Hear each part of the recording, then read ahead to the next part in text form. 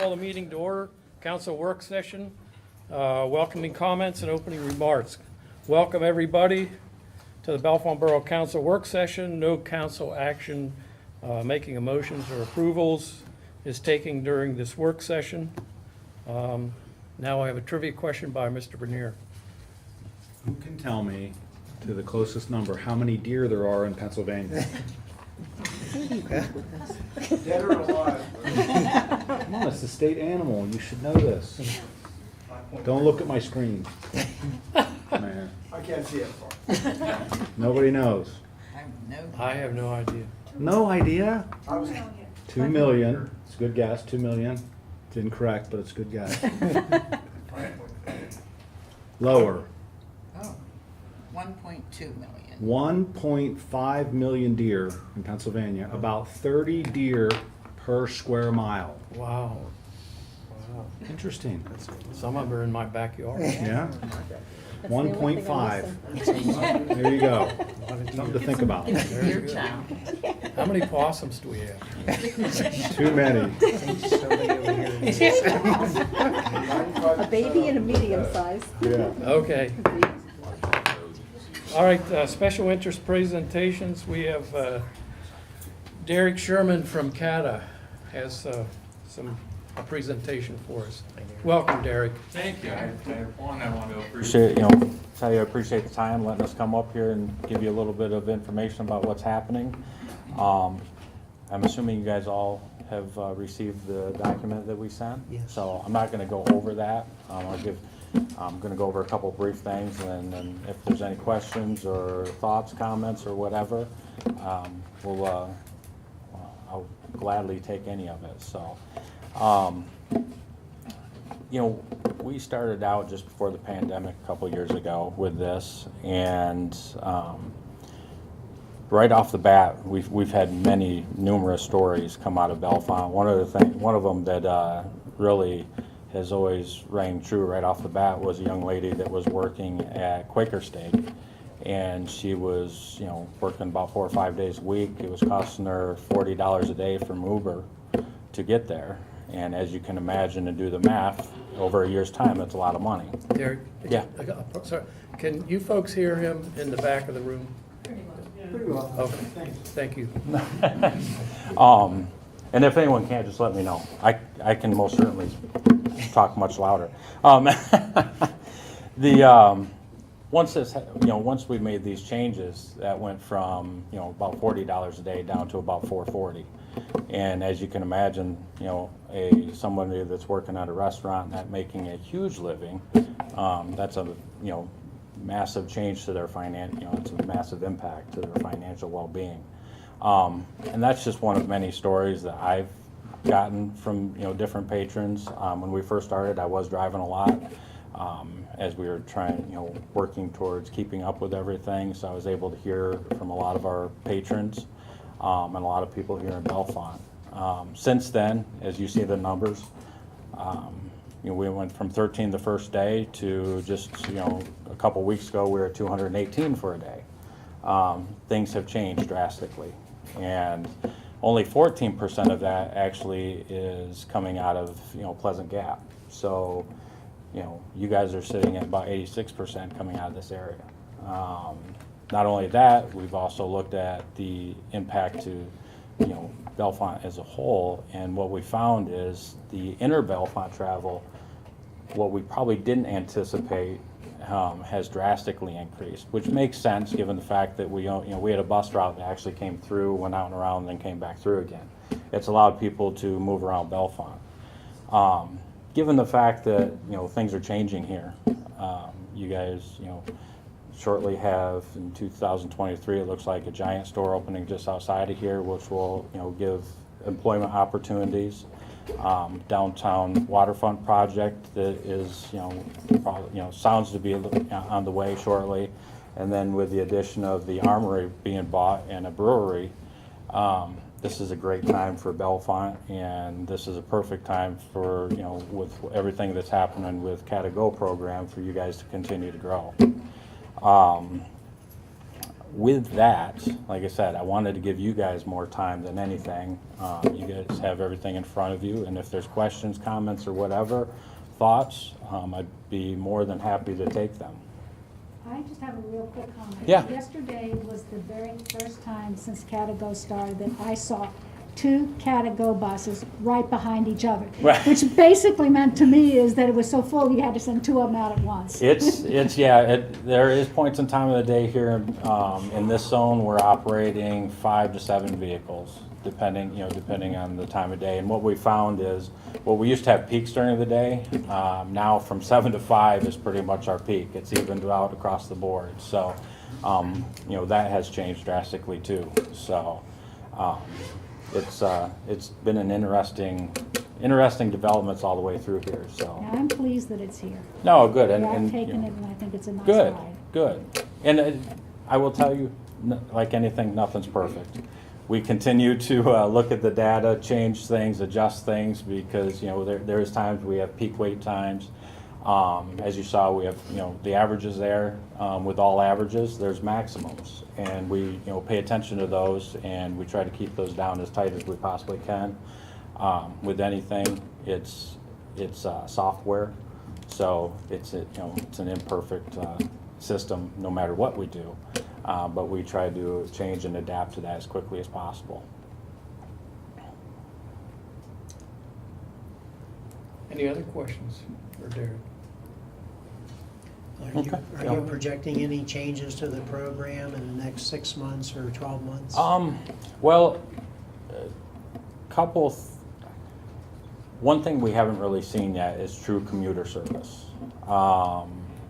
In the fall, we are implementing 2 new routes, one of which will impact this side especially, which is the College Connector, and that'll be coming out of Walmart. It's about on a 30-minute frequency. So people will not only be able to get downtown, but they'll also be able to get to the other side of town. And then if they want to go off to Atherton, then we'll have the Atherton connector they can connect to too. Something that, we have not seen in the past. So this gives more availability to people to get to different parts of the job, or different jobs, or different parts of the area, instead of sole focus, as we were just talking about, campus. Obviously, campus is still, a focus of ours and always will be, because, when you have 55,000 students sitting somewhere, that is always going to be somewhat of a, something we have to pay attention to.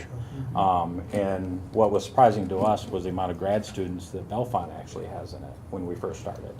Did not realize that, and that became quite evident very quickly when we started, providing transportation to them to campus. So those things, those are some of the changes. Obviously, we're implementing 2 new zones in the fall, which is in Northwest and Southwest. That'll affect Patton Township, Ferguson, and the borough. So those, we are seeing changes. Do I anticipate changes here? Yeah. Do I anticipate more ridership? Most certainly. It's probably gone above what we anticipated originally at CATA, to be honest. So, we continue to, again, monitor those things and make adjustments when necessary. And to keep everyone, moving around the best we possibly can. Again, it's not a perfect system, nor will I ever come up here and tell you that. There's always adjustments having to be made at all times, but we pay close attention to it, as does our contractor, MTM. Thanks. Any other question? No, thank you, Derek, No. for coming in. We really appreciate it. Like I said, we appreciate the time, and we hope to keep coming back and giving you more positive updates as we keep moving along. So, Great. thank you very much. Thank you I very much. appreciate it. Thank you.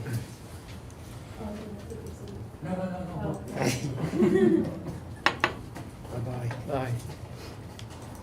Okay, now we have a Bancho update from the Bancho Committee. I don't know who's coming up first. Tom? If you could give us your name and address and whatever. Well, I'm Tom Bathgate. Grew up in Bellefonte. After 45 years of engineering in Philadelphia, I now live outside of Howard. And I'm the co-chair of the Stage at Talleyrand Committee. My co-chair is Rick Jacobs, And Rick is our guru on all of our fundraising. Next to Rick is Mike Leakey. He's our architect that we hired. He's just pretty much completed the concept design. He's going to present in a couple of seconds. We're having it priced, and we won't get the pricing until Thursday of this week. And that's being done by McCrossin. Next to him is Stuart Eccles, and professor of landscape architecture, and been very instrumental in helping us make something that's part of the garden at Talleyrand, if you would. And at the same time, this is Tom Wilson, our old mayor, who's very instrumental, and he's also going to give us some updates today. I think I've introduced enough, and with that, go. Thanks, Tom. Thank you. Hi, Mike. Mike, just tell me when you want to go to the next screen. Okay, I'll tell you when to move on. Thanks. My name's Mike Leakey with Hoffman Leakey Architects. I know most of you, but not all of you. It's nice to meet you. As you can see, I'll direct your attention up to the front, and I'll try to keep this brief and to the salient points anyway. This is the existing site. It's a little bit difficult to see, but next to the building, basically in the center of the slide at the bottom, is what used to be an old was a subway building or a former gas station. That's essentially our site, and you'll see that if you go to the next slide. So our proposal is to raise that building because it really isn't of any use to us at this point, and the new facility will pretty much encompass it. There's a fairly significant landscape feature, and when we get through the slides, if Stuart wants to speak to that a little bit, you're welcome to. If not, we are trying to be very sensitive to the site, including some rainwater features that you will maybe not see in detail in these slides, but our intention to detail will follow later as we progress in the project. You could go to the next slide. It's a very simple floor plan. It's really the stage and some support space. We do have some gallery space facing the main road, potentially. Now, as to whether or not that's in our budget yet, we're going to find out pretty soon, I believe. The overall size of the facility is basically 3,600 square feet, of most of that which is stage. At this point, we've programmed in two fixture restrooms and some dressing spaces and storage that you would need for events. You can go to the next slide. This is a view, obviously not many people would have, but if you're a birder in a drone, you might see this. And overlooking the green at Talleyrand, as we call it. Move ahead. Again, another view. Go ahead. Go on. Yeah, go ahead and advance. So I'll stop here. We'll get to some other more detailed renderings in a minute. Our basic premise for the structure was try to incorporate the history of the area, not just Bellefonte. I mean, we're right next to the match factory, and it's pretty hard to duplicate that and do a successful design. So the one idea we thought of here was to introduce some of the limestone that's in some of the adjacent Big Spring facilities, but also sort of a nod to Center County history and local history of iron furnaces. So the two chimneys, which are actually fairly significant support structures in some manner, are made of limestone and replicate that. And then the inverted roof creates what eventually will become a rainwater feature as it drains. You can see on either side there are some canopy structures that create these wings. That the idea is that you could have craft fairs and provide covered space for vendors to set out their wares and things. Here's a rendered view looking at what is the northwest side of the building. You can see the enclosed stage and then parking area. Go ahead. distant view from the railroad track side, or the stream side, looking toward the stage front. Go ahead. This is a view from the street, from the main road, at a potential gallery space, if it's within the budget. The structure itself, we see it as laminated timbers with the limestone. Again, a nod sort of to the historic nature of the site. It was, for years, as I understand it, Claster's lumber yard, and then, of course, the match factory. I've seen some historic photos that apparently show stacks of lumber before it was ever a lumber yard for the factory. Go ahead.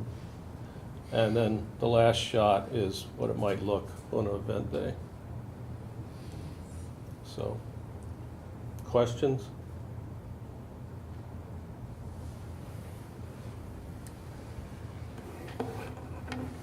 You have some comments? I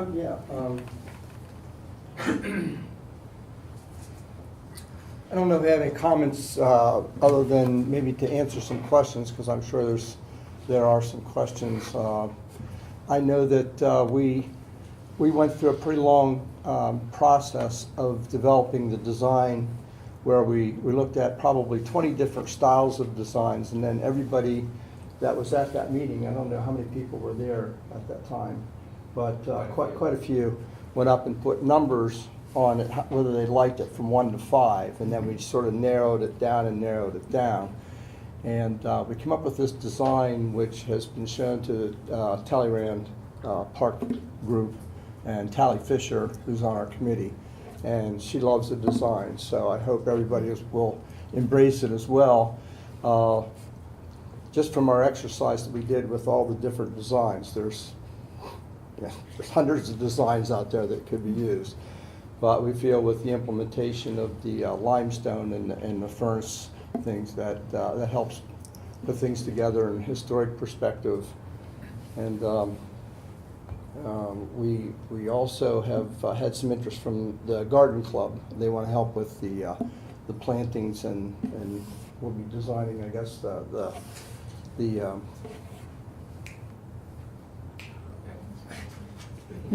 not croquet.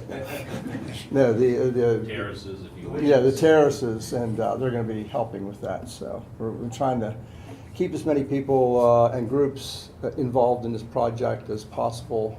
Just because it's kind of fun sometime on a new project to have that excitement. So if you have any questions, we've got 1, 2, 3, 4, 5 people.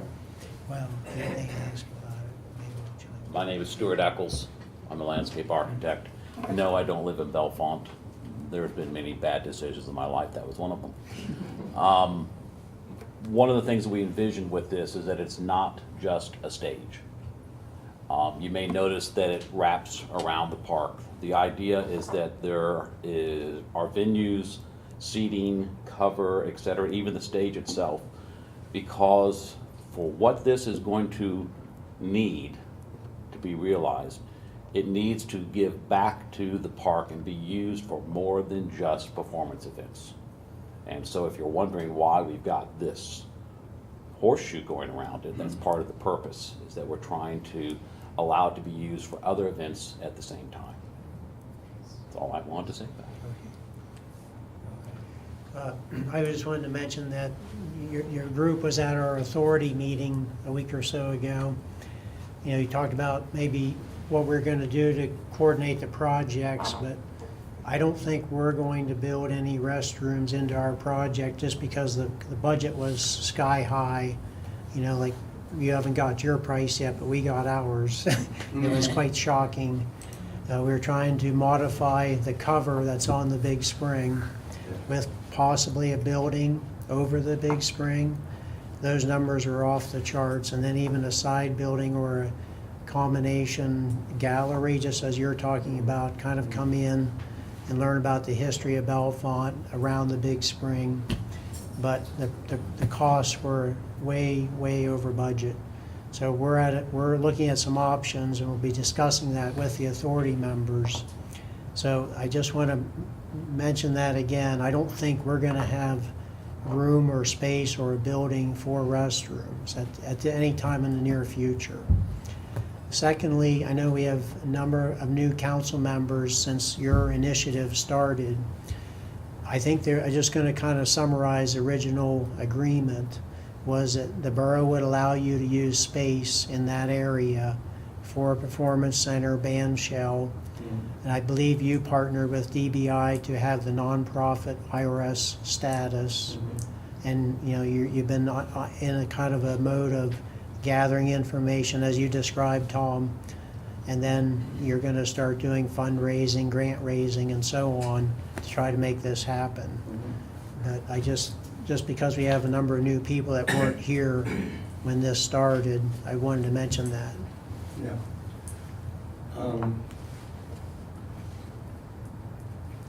I don't know if you don't have any other questions. I don't really have anything else to say unless somebody else is. Yeah. During those sessions that you had out at the Match Factory, when you're showing the different options, one of the concerns that was raised was security for the equipment and storage. I like this new design better than ones I saw then, but I don't see any security protections here. How are you going to be handling that? Well, I don't know. I don't. That's not my area.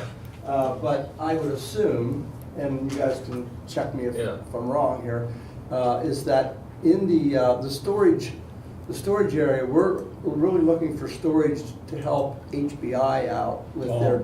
Could you come up to the podium? Oh, I'm for sorry. the microphone, please? We're really looking to have that storage for the use of HBI because they're being displaced out at the armory, and we thought that would be good to help them out because they have a lot of functions down there, tables, maybe some chairs, that kind of thing. Santa house? As far as yeah, I mean I know they have the Santa house too. We're not going to get that in there. You have to put that in your garage, Donnie.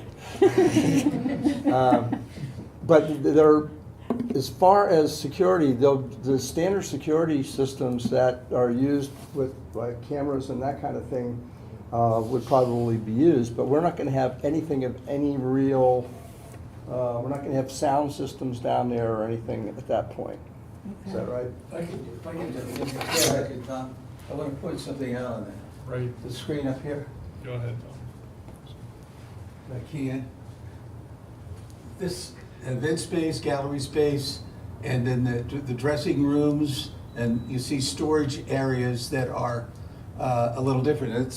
That's not enough storage for HBI, but it's storage for stage activities.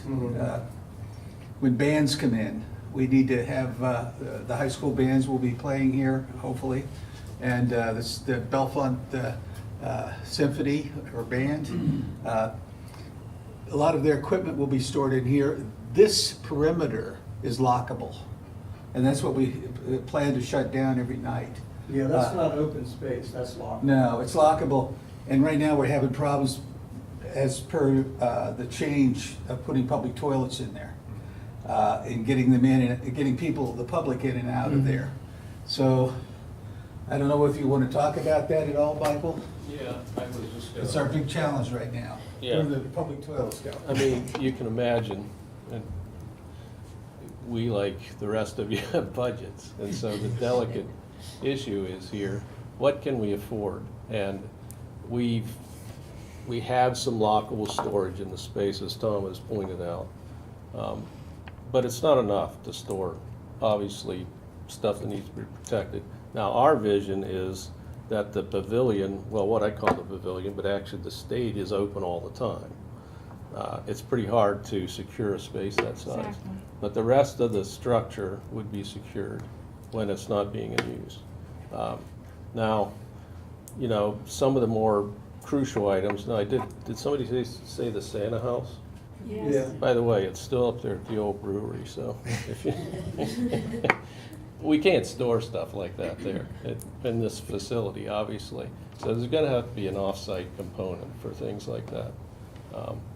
I mean, just as Tom mentioned, and as Ralph has talked about, adding more restrooms for public use is gonna be a stretch to get it within this budget. Plus, there's that security issue, because Are the bathrooms open all the time that the park is open? Are they accessible? In this version, we lock them when the venue's not in use, or if somebody's renting the space, perhaps. So, We had, I think at the last meeting, we had talked about bathrooms that were not connected to this. Oh, sorry. We had talked about bathrooms that were not connected to the stage area, building bathrooms. And we thought we'd partner up with you guys on that, we'll split it 50/50. I wish we had the money. We'll take the men's, you take the women's. But anyhow, that could be worked out, but we might be able to, and we'd have to work with you guys to see if that's something that we could do as a design is separate from the stage, maybe off to the right, going around the curve. Build a bathhouse in there, or, restrooms in there that are not, so that we could have them open when the facility is closed or not, okay? So related to the security issue, with music presentations, you often have a grand piano. Is there going to be storage space there, or they're going to have to bring that in every time and have a piano tuner come in and fix that each time? 'Cause Well, that's the problem with grand pianos in any structure is the humidity and the loss of tuning. And I don't foresee at this point that we'll be doing that. I mean, if the Nittany Valley Symphony wants to come down and do that, they're gonna have to BYOP. Okay. This is a great project and it's very exciting. Do you have a target date? You have a checkbook? I don't know, we don't, but Okay. we'll know more. I'm just I curious. think we'll know more once we get started. Go ahead. We were chasing a grant, and very disappointed to say, we don't think we're gonna be done until spring of '24. Okay. And the grant needed to be done by June of '23. And we had to say, we tried to get our local our state's US senators and Congress representative to help us get it extended, and they failed. So, and fundraising will be starting in about 2 weeks. We get our brochures so that we can show people those images and let them know what they're investing in for the future. We'll probably run into each other on the fundraising trail. So keep your pockets open. Thank you. Anything else? Any other questions? That's about it. Okay. All right, we'll move on. Thanks for the All right, thank you, presentation. guys. Thank you, take care.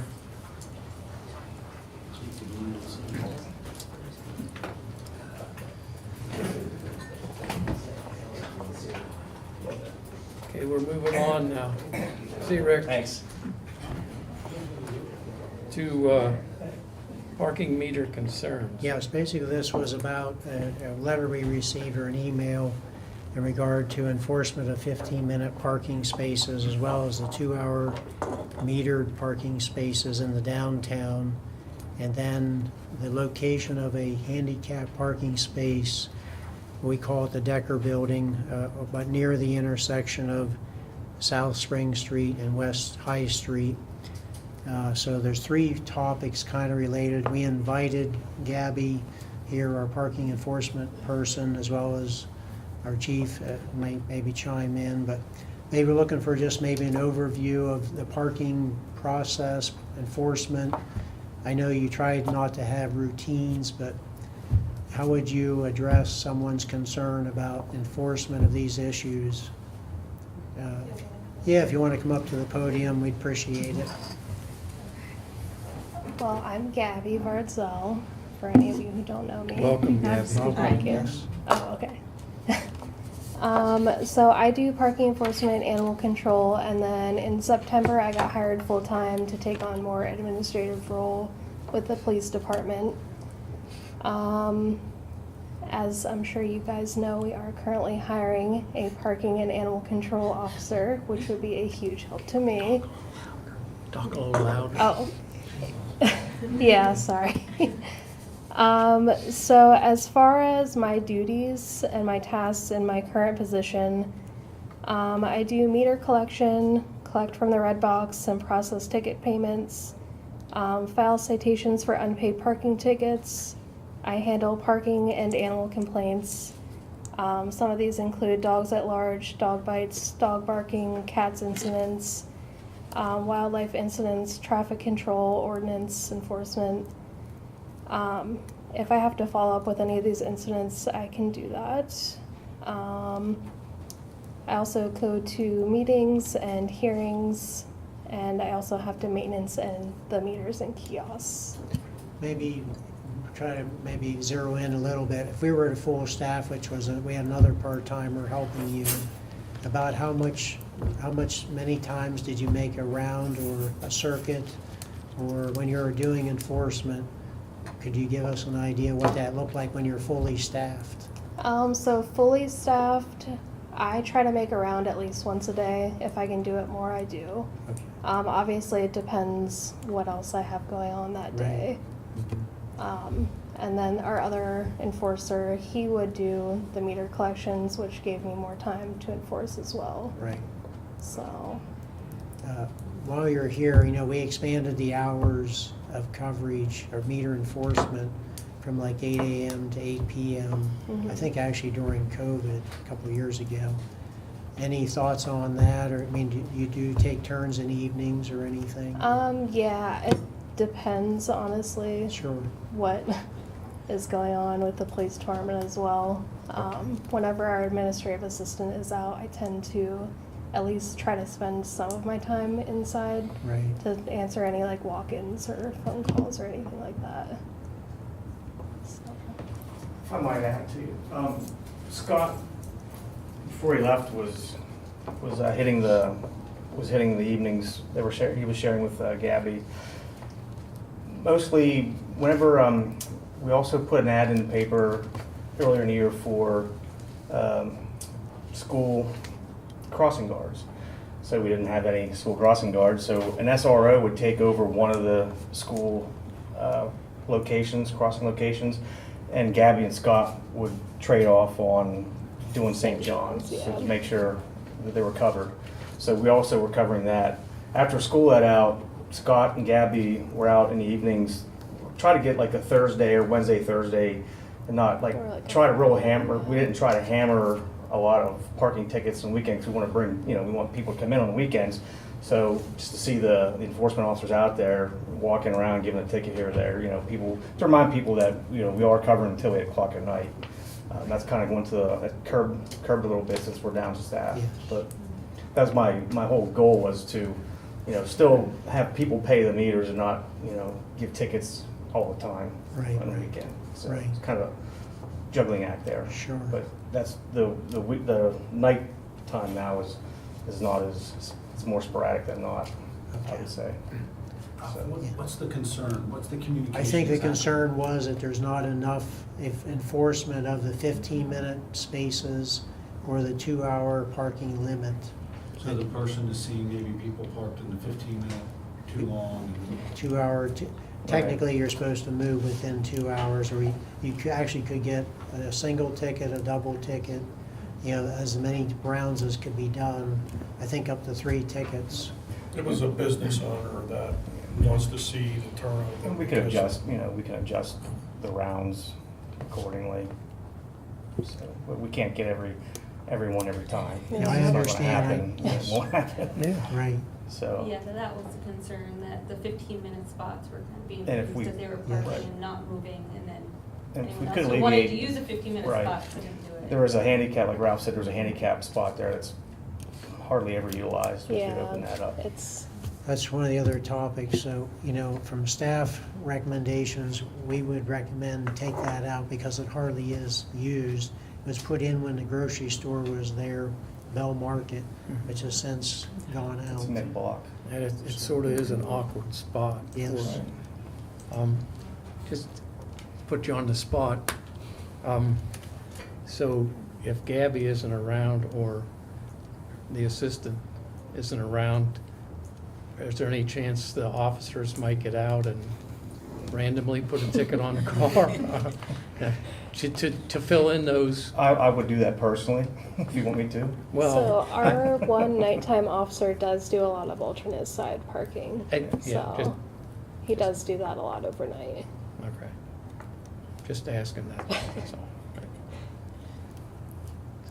And does that bring to any other questions about this 2-hour red space parking for free that some were complaining about? No, right? that wasn't. And enforcement, right? It wasn't the red Oh, space. it was just a 15-minute. 15 minutes and 2-hour, downtown spaces. In one area, Yes. in that one area in front of Near, Happy Wraps. yeah, near West High Street in South Spring. Outside of enforcement, do you think, from an administrative standpoint, that these parking spaces could be changed from 15-minute to help alleviate the complaint? Technically, if you feed the meters, you can go as low as 15 minutes at almost any meter downtown and go as much as 2 hours. So now you go into the lots, you get more time. So you have flexibility with these new digital meters. But the 15-minute parking spots that they're specifically talking about are free if you're just parking for 15 minutes? No. No. No, We only have about there's still a 15-minute parking Yes. meters or so. There's only Yeah. about 15.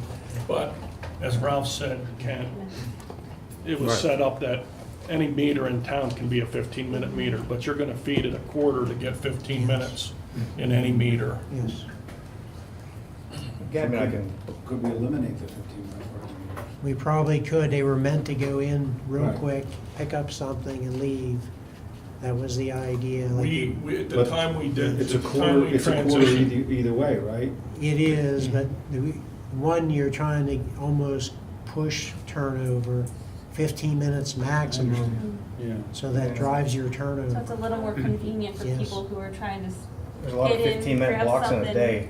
Yeah, Yeah. yeah. Okay. Get in, get out. Just to let you know, there's a lot of 15-minute I blocks in a day. personally like those 15-minute meters, because that says to somebody, if you just wanted to run in the post office, pick up your mail and go Yes. out, you know that that space is dedicated for that kind of business. Yeah. Whereas if someone is coming on, all of them, they're saying, they might not be able to get to the post office and get that in and out real quickly. So that's why I personally like those. And there's not set up right next to each other, kind of sporadically around town. I think it's a good idea, personally. Which makes it a little bit more difficult to enforce. Okay. But Well, yeah. I think the chief and Gabby have given us a reasonable effort to change some things. So- I think we we'll can definitely- put something together, Okay. write it together. Why don't we try it for a while, Yeah. maybe have a report, Sean, maybe Right. in a couple months. Okay. I do have one comment. My office is on South Spring Street, and the lot over there, one of my clients had told me that she couldn't feed the box, so she kept trying to put quarters in and it wouldn't accept any. So, Is that behind the bank there?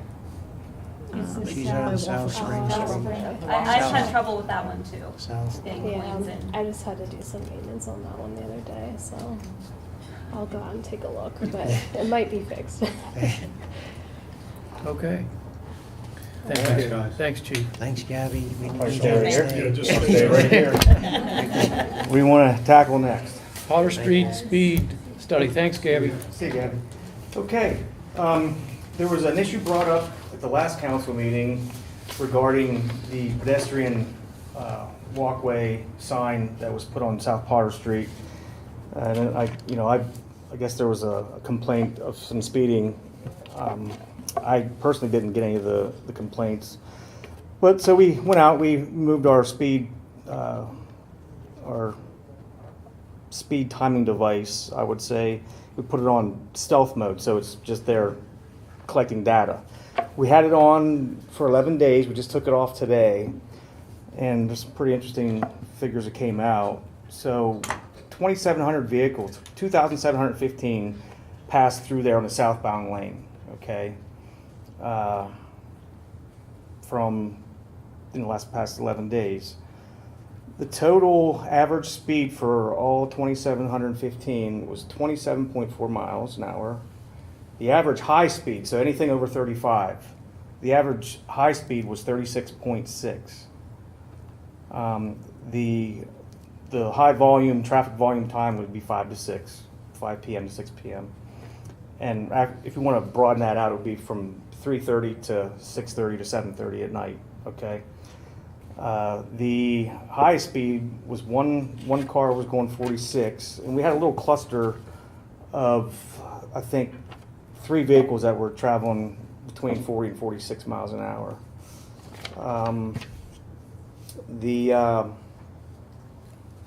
So from that's without the display being flashed. So we have it on flash now. It's just going to distribute or display the speed.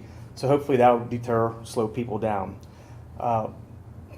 However, and I'd like to take any council members out to any area, especially areas where, like the downtown area or coming down off of Half Moon Hill where it's 25, and show you what 25 mile an hour looks like there compared to Bishop Street where it's 25 as well. I told Officer Lyons to stand by, and I got in my car and I set my speed at 25, went through at 25, and he thought I was going at least 40.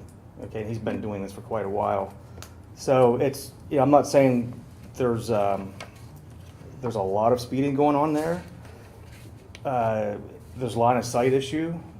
We haven't faced it, coming out of town, it's coming into town, basically we haven't faced it now.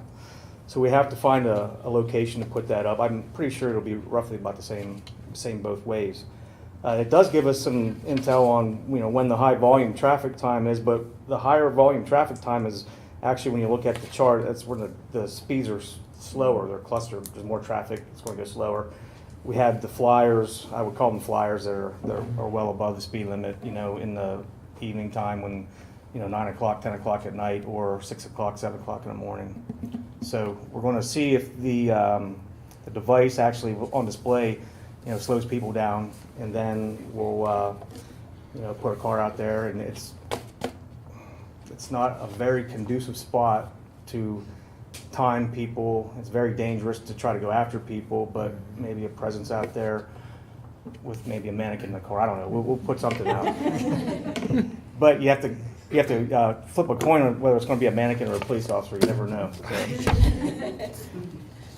So. Are there any questions? So right now we're gathering the intel phase right now, and we're going to do 10 days of with the speed on, display on, so motors can see it and see if that has any deterrent effect. And then third, the enforcement.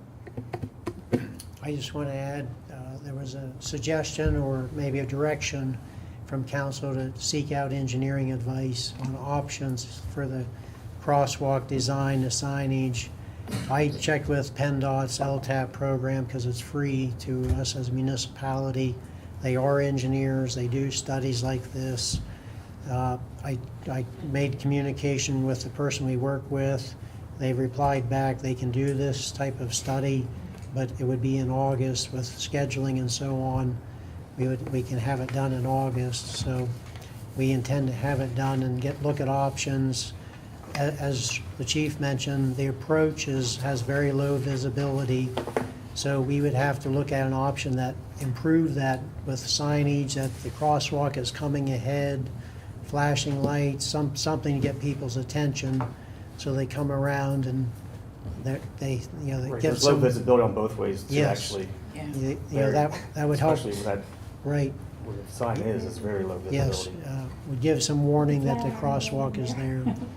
Whenever we went to check out to recon it to find out where we could put the sign, I was sucking up against that wall, and I was like, make sure I'd be on the other side of the road here.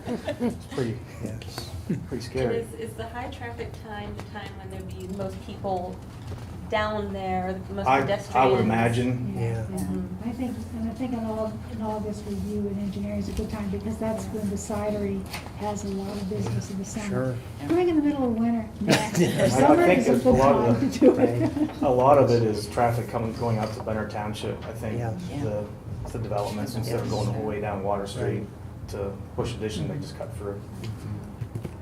Sean, are they still putting the pedestrian signs out periodically? It was out last week. Okay. I don't know who put it out. They do. They're supposed to do. put it out and remove it Okay. during their hours. I don't know if it's it's standard or not. There's no Well- crosswalk there. So when you were doing your study, do you think it was in place or not? Or It was there. It Oh, was? no, it was there whenever I put the sign up. I don't know if it's there Yeah. now. I didn't check Okay. it Right. today. Well, I think they're going to continue to place that, I Yes, I believe. believe, yes. So they're supposedly, putting it up Fridays and Saturdays. Right. And I don't know if that would be a good area. I mean, you can have the street committee look at it to put one of those bumps like you have out in front of the train station in that area. Well, we're gonna get this LTAP person to give us options. Mhm. Good idea. It's a nice area. I mean, it really is, Yeah. but it's a little Yeah. congested. All right, Okay. All right, I'll Well, stay any here. other questions for the chief? Hold on. Okay. Right on it. Good. We got to keep moving here. I'll have to stay here though for the next one, right, Rob? Yes. Yep, okay, I'm here. No open container. Okay. So, I'm gonna kind of summarize, and maybe Ms. Stan can chime in. We understand there is questions about the location of special events, Talleyrand Park versus downtown, the alcohol policy, maybe problems that maybe have led of say, a chosen position of having these things down in the park versus downtown. Is that kind of right with the Yes, topic? yes, I do. Okay. And if you can address that. Yeah, so Yeah. no matter where you have it, you still have to plan, and have everything in place because, we have to make sure that as staff to keep the liability off the borough. I had some concerns last year, which I shared with a big group that was on an email list, I think, last year. They had the Friday night in the font was June, July, and September, correct? Something like Three that, times. yeah. We had issues every time. Actually, the only issues we've had is when they haven't been down on this side of the creek. It's when they're trying to do it downtown on Howard Street and the one by the old, the Catholic Church Yes. property. So 4 issues that our officers had, and they actually, one of the officers wrote an email, didn't address it to me, was there was no defined designated boundary at the one that was at the Catholic Charity property. There was no signage, and then whenever that was brought up, a small sign was put out, a really small one. There's no verbal communication to visitors or patrons that we saw from the vendors or the event staff.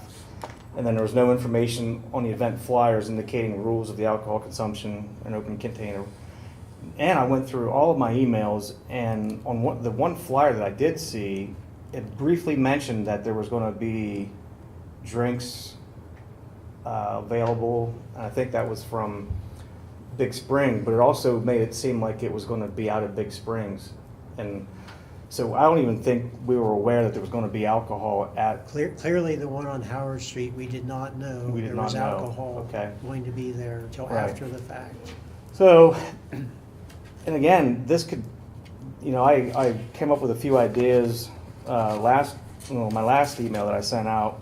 I think I sent it to Randy, and I think Joanne, you were on that.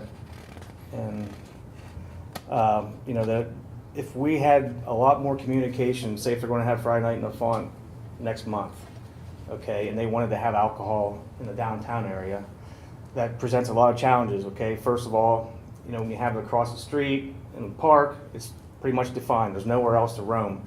The incidents that the officers had to handle were, you had a patron of this event the whole way down on Spring Street here, walking up to look at the nice architecture, the Victorian architecture, holding beers, okay? And they were clearly beers from the event.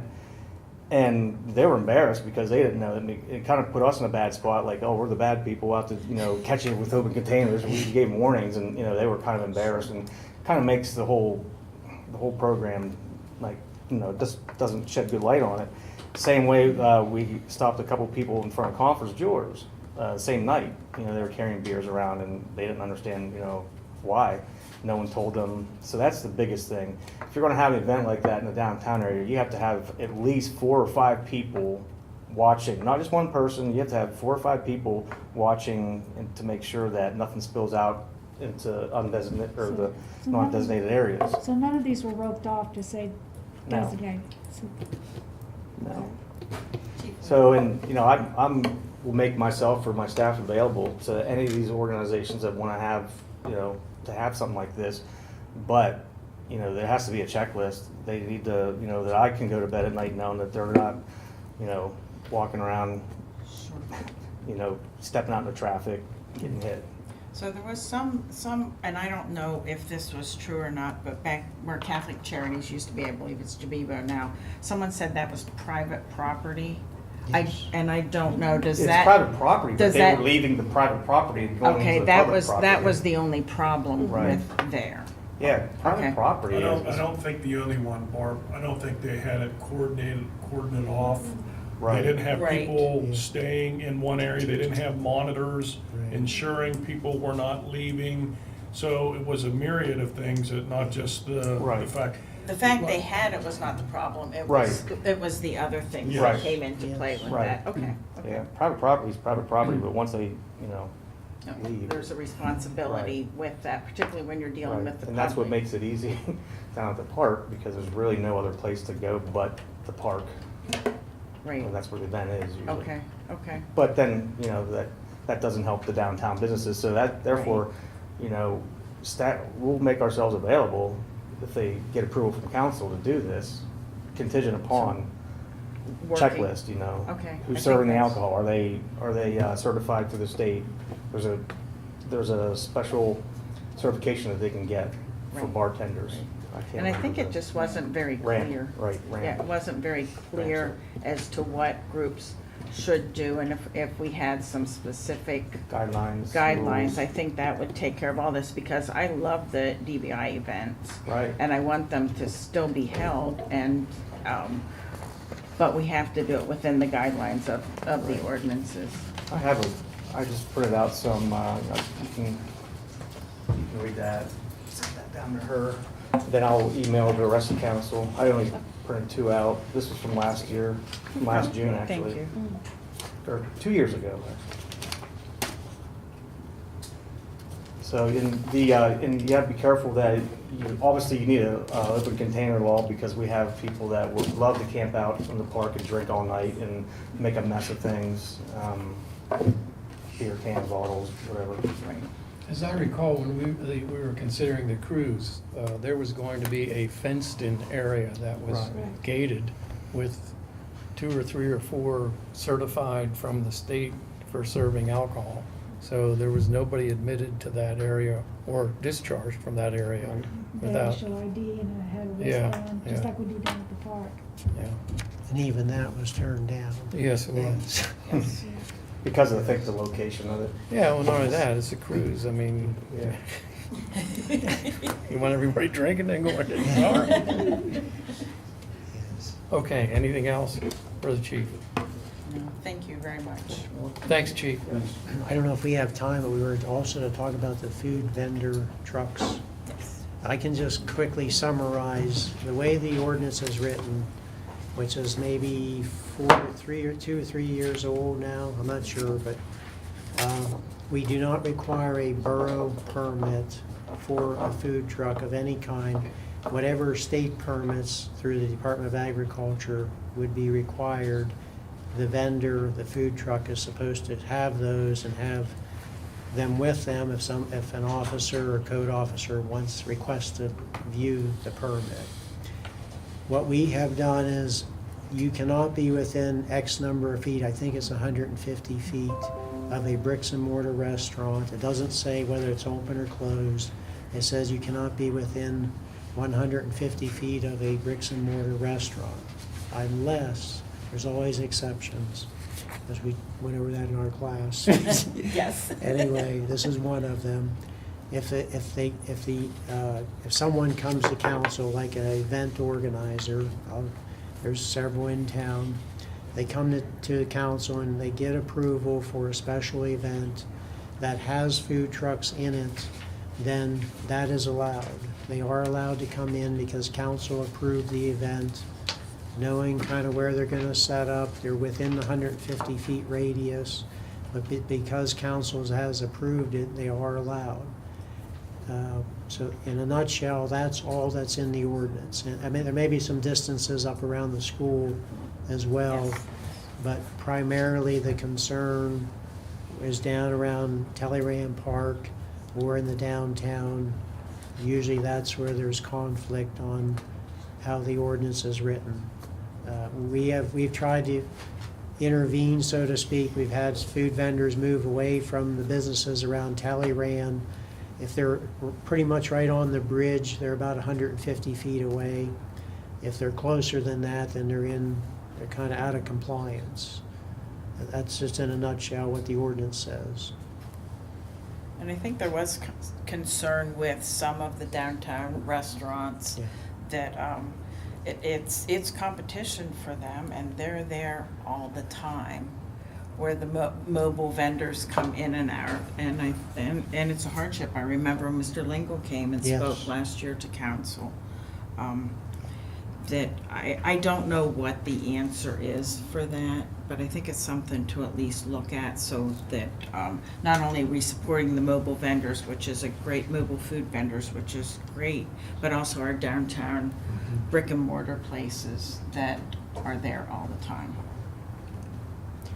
I'm happy to look at some other, neighboring borough ordinances. We did that several years ago, but maybe it's time to revisit that and see what's out there that may help solve this problem, maybe make it more fair for the bricks and mortar folks.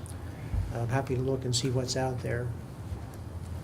I think that's a good idea. I do too, All thank you. right, sure. Thank you. And we'll plan it to put it on the goals list maybe. Yeah, And, sure. and we're gonna be pretty tight with work sessions in the next month with the finance Yes, stuff. And so we're probably looking at September for that. probably start, because it's gonna be, from late September on, Yeah. it's gonna be focusing on the budget. Yeah, I did see, and not to keep this going, but I did see, I thought it was some sort of food vendor out in front of the Buy a Thread over the weekend. They had an event, Yeah. I think a ribbon cutting or open house or something. But I didn't recall a request to I council. think, I don't recall if we got it. I thought I remember it we heard it I was gonna remember it come through. before. Yeah, we had it on- about a year or so On High ago. Street they had it, but this Yeah. was I over don't on recall. I on don't Bishop recall that. Street. Anyhow, I didn't hear any Yeah. complaints, but I was surprised. Yes. Okay, I think anything else for the work session? That's all we have on the agenda. I'm going to call for the adjournment of the work session. Okay. Work session is adjourned.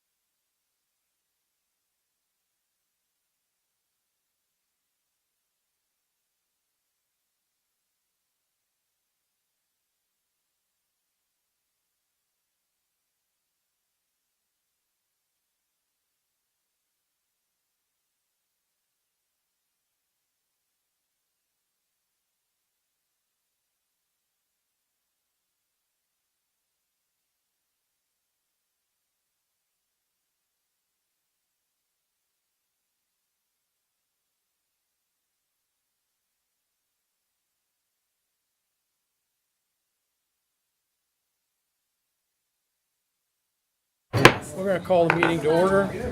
Tonight's council meeting, call to order.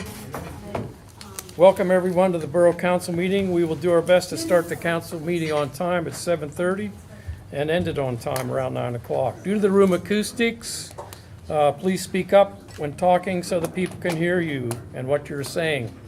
All comments and reports should be kept to 3 minutes maximum. Thank you. Now I'd like to pledge of allegiance and a moment of silence. I pledge allegiance to the flag of the United States of America and to the republic for which it stands, one nation, under God, indivisible, with liberty and justice for all.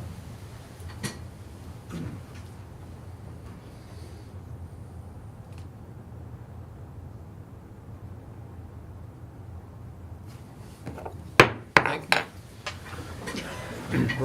Roll call, please. Mr. Bernier, Here. Mr. Brackville is excused. Ms. Cleaton, Here. Ms. Dam, Here. Mr. Johnson, Present. Ms. McKean, Here. Ms. Purnell is excused. Ms. Sedgwick, Here. Ms. Tosti Vasey, I'm here. the mayor is excused. Okay, additions to the council meeting agenda. In accordance with Act 65 of 2021, if a matter is not on the agenda, council cannot take official action on it, with some exceptions. Council can act on matters relating to potential and real emergencies. Council may add a matter of agency business to its agenda through a majority vote. Council should state the reason why the action item is being added to the agenda. Council may vote to add an action item or items to the agenda. Public comment regarding the items on the agenda. The public comment period is reserved for oral comments regarding any action items listed on this meeting's agenda or added by the majority vote at this meeting. No deliberations will be entered into the council at this time.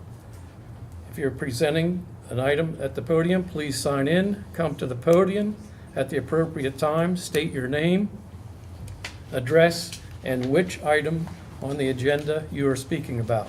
And we would like you to limit your comments to 3 minutes. Is there anybody that would like to speak at this time on agenda items? I already signed in. You signed in over here. Would just say your name and address, please? Sure. Yeah, my name is Carlton Hopkins. I live at 141 South Thomas Street. Recently, I replaced the roof on my house in Harb.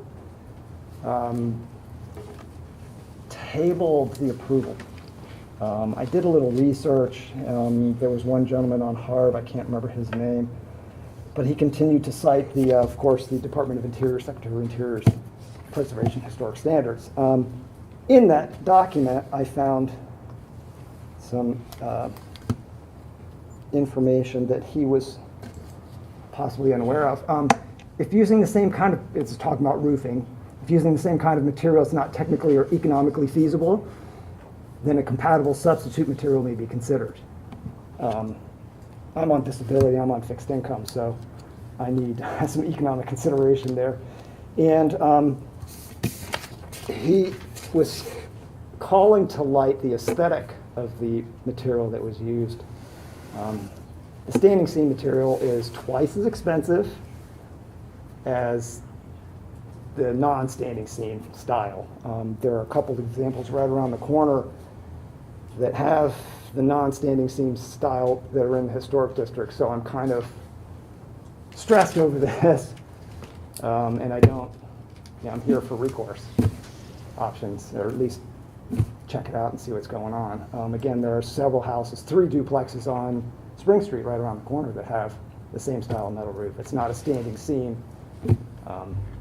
And I understand the aesthetic. My house is a modest 3-bedroom home, working class neighborhood. Joanne knows where, South Thomas. It's not a big house, it's not a Grand Victorian. It's actually pre-Victorian with a Victorian porch.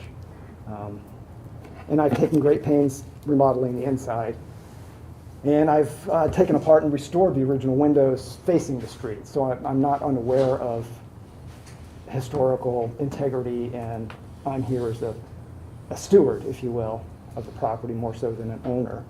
I take that very seriously. So that's what I'm here for. I'd like to get my my roof material approved and not stressed. Thank you. Okay, any questions from council? No? Okay, thank you very much. Appreciate it. Anybody else?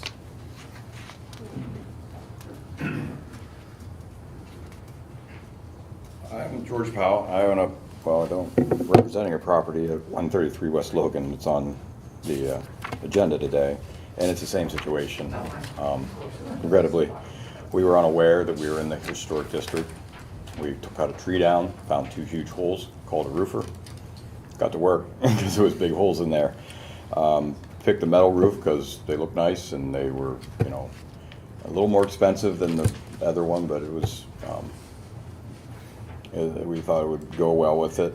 It's just a 4-plex, kind of up on Logan Street. It's not the most rundown thing, but it's not a beautiful building by any stretch. So we were kind of flabbergasted we were actually in this zone. They stopped the work. We're 2/3 of the way through, or like 3 or 4 more hours. So the building is actually now exposed, and we got denied from HARB. Because it's not the standing seam, which is, I believe, twice the cost. It's just like I said, it's not a Victorian, much like, you know, Carlton's. I was even more modest than that. And we're hoping that we can use the roof and continue with construction on it so that we don't waste a lot of money, and that we can get the tenants covered and deterioration doesn't start on the rain. So hopefully we can be considered for, you know, a pass on that. Hopefully, I don't know. I know, you know, passing one person opens the floodgates and all that kind of thing, but it's kind of a just a normal looking building, and I don't think anybody would even, especially me, guess it was a historic building by any stretch of the imagination. So we're asking for leniency on that so that we can continue and fix the roof, and hopefully it looks nice enough for everybody and we can continue on. Thank you. Thank you.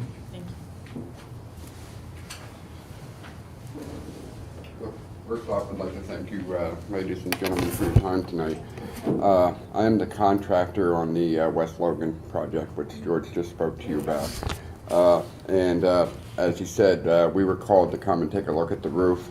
When I went there to take a look at the roof, there were 2 big holes in the back of the roof, and I mean plywood size holes, right? So when I evaluated the roof, I seen that there was other damage to the roof, and advised them that it would be beneficial to them if they replaced the entire roof versus just try to patch it. You know, they would have more money in just trying to patch it than they would to replace the roof. So I do a lot of work in Bellefonte and State College area.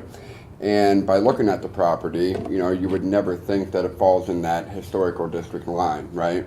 So I never, you know, went through with getting the permits because I didn't think we needed them. And then, of course, my guys on the job that day were stopped and advised that it was in the historical district, so we stopped all work at that point. Gina was, you know, kind enough to let us weather it in, you know, paper it in, so it didn't, you know, hopefully get any further damage with rain. So we did that. And then the, basically with the metal. So I know in the HARB meeting, the one gentleman, I can't remember his name, but, you know, he kept bringing up about how the metal we used back in the day was for barns and outbuildings and stuff like that. Even though in today's time, they're using the same metal for homes, you know, because it is a cheaper way to go than standing seam, you know. And not only that, you know, who puts on the old standing seam anymore where you make it yourself, you know, and stuff like it all comes prefabricated, you know. So I printed out some details, you know, if it helps, on the different profiles of this roofing that we're using. A color chart, which the color they chose is also in here. If that helps, if you guys would like to take a look at that as well. Here's some, there's some of the roofing. So yeah, you know, we're already 2/3 done, you know, so we have a significant amount of money in metal roofing that's already on the roof. You know, if we can't use it, it already has screw holes through it, so it would be difficult to use it somewhere else. You know, now there is some that we haven't put on yet that could be used elsewhere maybe, you know, if another customer chose that color or something, but other than that, it's a big waste, you know, if we would have to go with something else, so, you know. I guess that's, you know, all I got, thank you. So it's a product issue? Yeah, they're They just saying want it's a you to use product, this particular right, they don't roofing want us to on use this that home because of where it's located. because it's in the not historical because it's metal. district. It's because of the type of metal you Right, the profile. If we went with if we chose the standing seam from the beginning, it would be okay. Well, you're a It's roof- essentially my you're a roofer. problem too. I'm using, Yeah. if that's ever last, I use the same material. Right, Um, right. And all that's- all that's to me, great- all that's to great to me see. being a You're a roofer, contractor, so- right, to me being a contractor, This is back and it lasts the same. You know, the paint warranty is the same on it. You know, the only difference in the standing seam versus the rib metal is the rib metal is held down by screws, you know, that you can see up the roof. The standing seam is done by a seam that gets bent over another seam, and then it either gets like pleated together, or they use hidden fasteners where you don't see the fasteners. Okay. You know, that's the only difference. Yeah, we're gonna have to move on, and we'll discuss this more during the approval or not approval in the harm section. Okay, so Okay, we may thank you. call on you again All right, for some more thank you. questions. Yep. Thank you. Any other folks from the audience? Okay, so we'll move on to communications. Do you want to read it? Sure. First one is called Awaken the Dawn banner request. It's an event in Talleyrand Park scheduled for July 22nd, 23rd. They're looking to hang the banner on I believe it'd be the south side of the Veterans Bridge, really starting tomorrow, I believe, to the event date. So I'm going to call for a motion and a second to approve the request to hang the banner on the High Street Bridge starting July 19th through July 23rd. I'll make that motion. Motion by, is there a second to I'll that motion? second it, Cleveland. Second by Deborah. Discussion? No discussion? All those in favor, say aye. Aye. Those opposed, same side. Motion passes. Thank you. Okay. Next item is Bellefonte Area School District wants to hold their usual cross-country team practices and meets. They'll be starting in August and go through November of this year. The actual dates are in your materials, but they're looking for approval to use Governor's Park. We typically ask for the insurance certificate naming the borough as an additional insured, but other than that, that approval is usually granted. So I'll call for a motion and a second to approve the Bellefonte Area School District cross-country use of Governor's Park for their upcoming 2022 meets and practice schedule from August through November 22nd. I'll make that motion. Motion by Barbara Dan, I'll second. second, McKean. Ms. McKean. Are there any comments? Yes. Yes, ma'am. Curiosity, you said the conditional on getting the insurance. Yes. Does Governor's Park also have registration? Because I know, because this is a school district, we would be waiving the other fees. Is there a registration application fee? We have never charged the school district for a registration fee for this type of thing. They just Okay. use it for practice and their Okay. meets. Okay. The second question is on the letter, August 30th to November 4th was highlighted. Is there something different about these dates that caused the highlighting? One is a meet and one is practice. Well, I looked at it. Some of the others had practices in it as Yeah. well, and this one also had practices, so the highlighting didn't make any sense. I was trying to figure out I what's did going look at on. that. I think it was related to either one or the other, practices or meets. Yes. Yeah, I don't see it. Monday through Friday, I think the practice is 3:30 to 5:30, Monday through Friday, August 30th through November 4th. The meets are the other days. Okay. You okay? That wasn't how I interpreted it, but okay, if that's what it is, that's fine. I was just trying to Okay. understand what was going on Sure, there. sure. Any other questions? All those in favor say aye. Aye. Those opposed, same sign. Motion carried. Thank you. Sure. Next item is St. John Catholic School wants to hold the outdoor mass and blessing of the backpacks. This would be Sunday, August 28th in Governor's Park. They'd like to use Pavilion number 12, and they're looking for approval for the event and the use of the pavilion. I'll call for a motion and a second to approve St. John Catholic School's request to use Pavilion number 12 for blessing of the backpacks and outdoor mass on Sunday, August 28th. The times are in your packet. I believe it's 2 p.m. until 6 p.m., August 28th. Is there a motion? I'll make the motion. Thank you. I'll second it, Clayton. Thank you. Motioned and second. Any discussion? Do we need to do any insurance for this type of thing too? Probably, we that's our standard Okay. approval, Okay. yes. We asked them for insurance. and Certificate. Right. They give us a certificate that is. Okay, okay, great, thank you. Good question. Yes. Any other questions? All those in favor say aye. Aye. Opposed, same sign. Motion carried. Next item. Next one is also from St. John's Catholic School. They'd like to hold, it's called the Race for Education event, which will be Thursday, October 27th.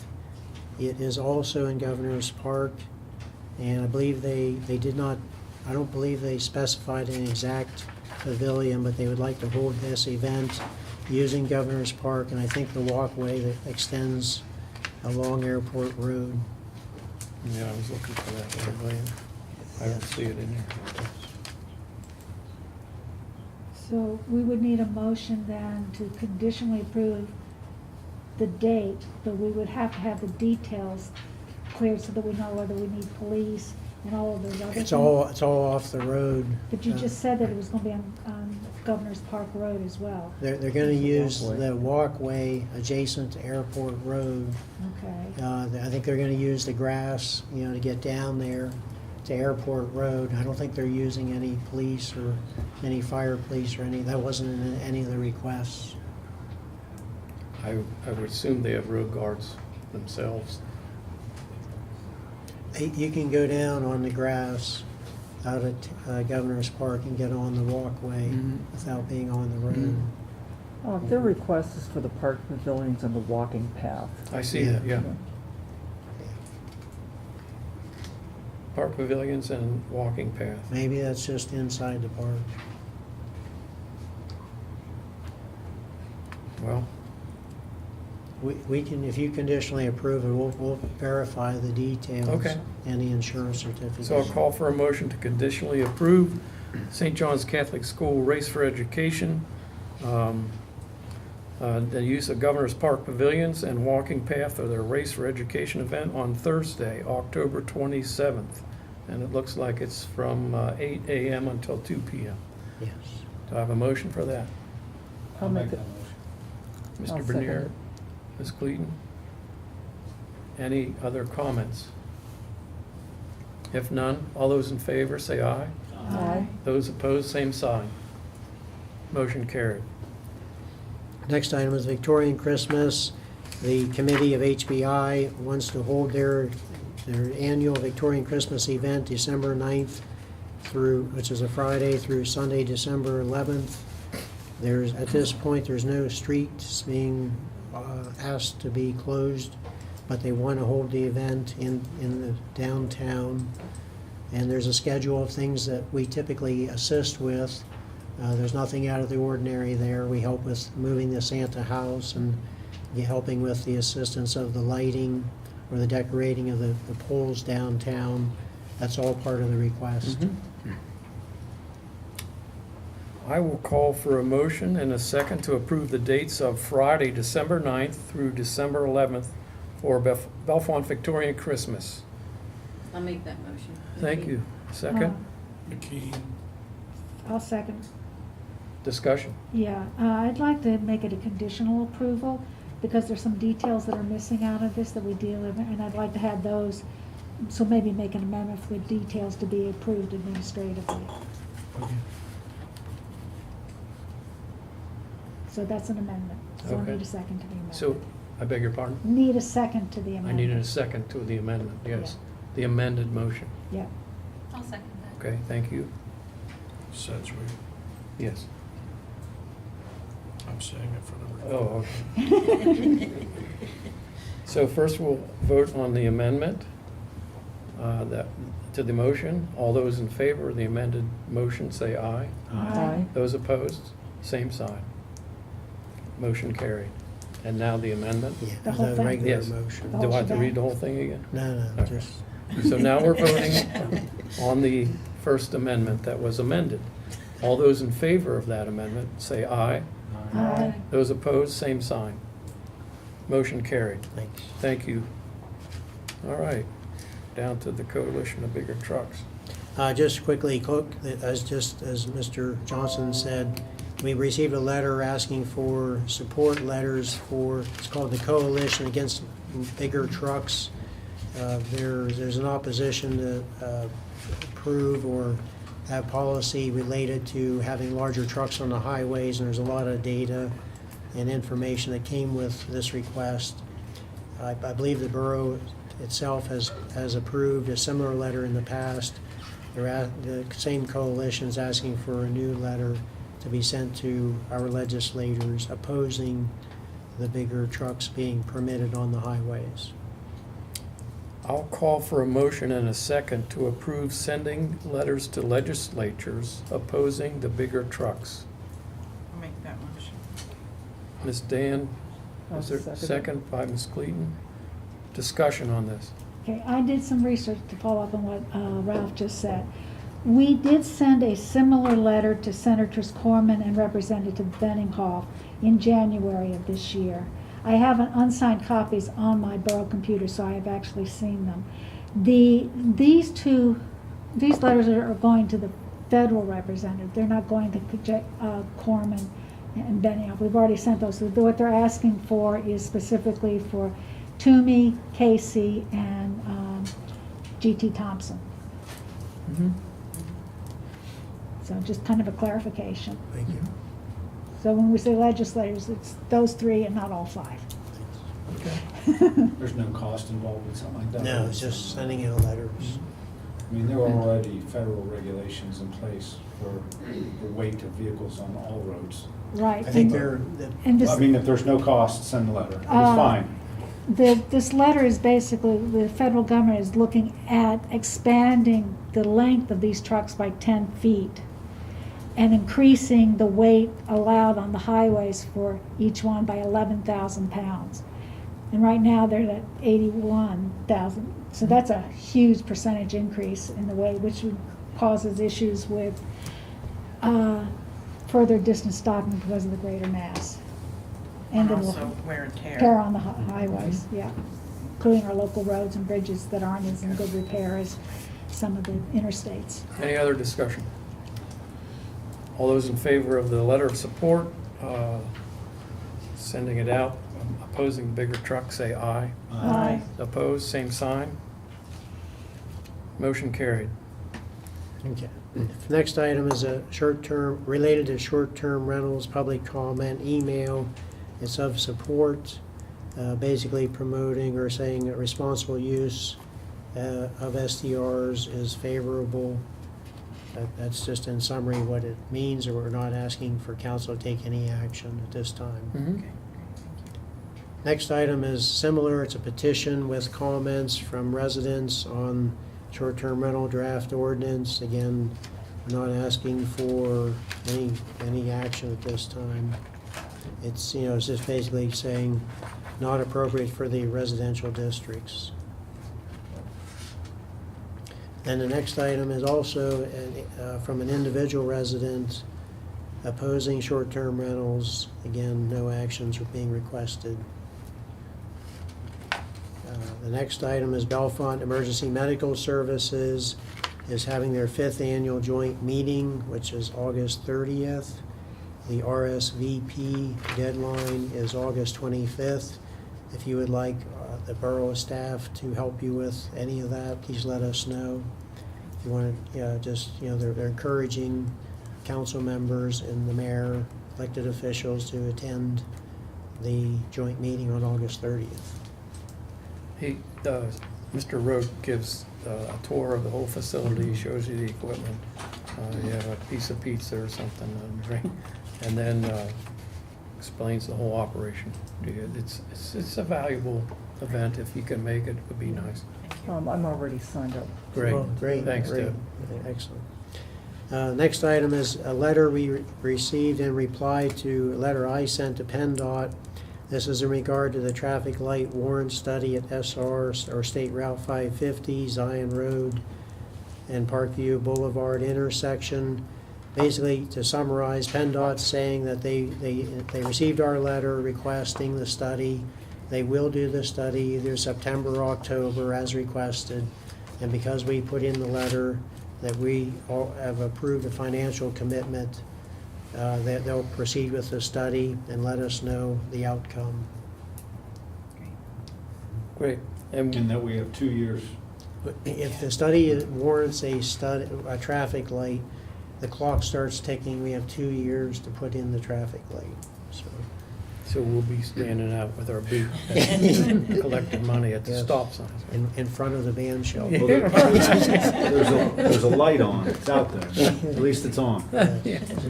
Okay, moving on. Consent agenda.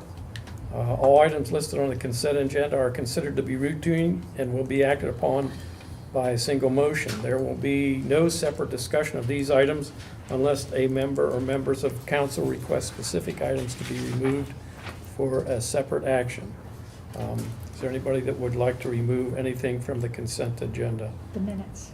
Okay, so how about the other 1, 2, 3, 4? Can I have a motion to approve the remaining 4 items on the consent agenda? I'll make that motion. Thank you, Dan? Ms. Dan. Deborah? Yeah, I'll second it. Okay. Are there any questions for the budget versus actual summary, treasurer's report, voucher summary for June of 2022? Hearing none, all those in favor of approving it, say aye. Aye. Opposed, same sign. Motion passed. Okay, now, Minutes. would you like to make the motion? Yeah, I'd like to amend the minutes. Page 4, under 10, new business, second paragraph. Are you getting this? Yeah, I already sent it to them. They Okay, said great. They already Great. have it by email. Thank you, Joanne. The motion, it says motion was made by Tosti Vasey to discuss this issue in a future work session until a speed study can be conducted.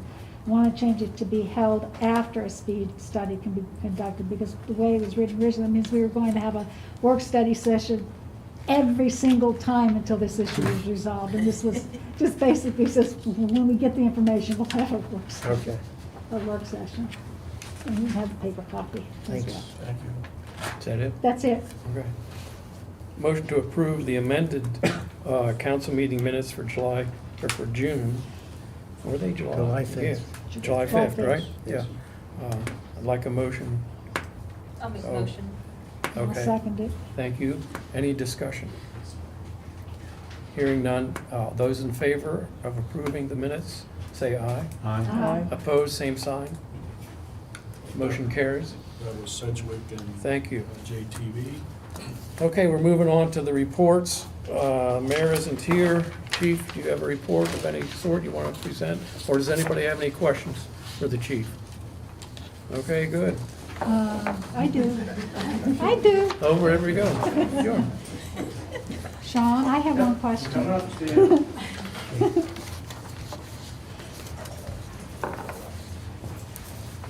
I'm not sure if you can answer it right now, and we'll have to come back, but under your report, you indicated that there were 5 ordinance violations that the police handled. Do you know which ordinances you were talking about here? That's why I said you may have to come back.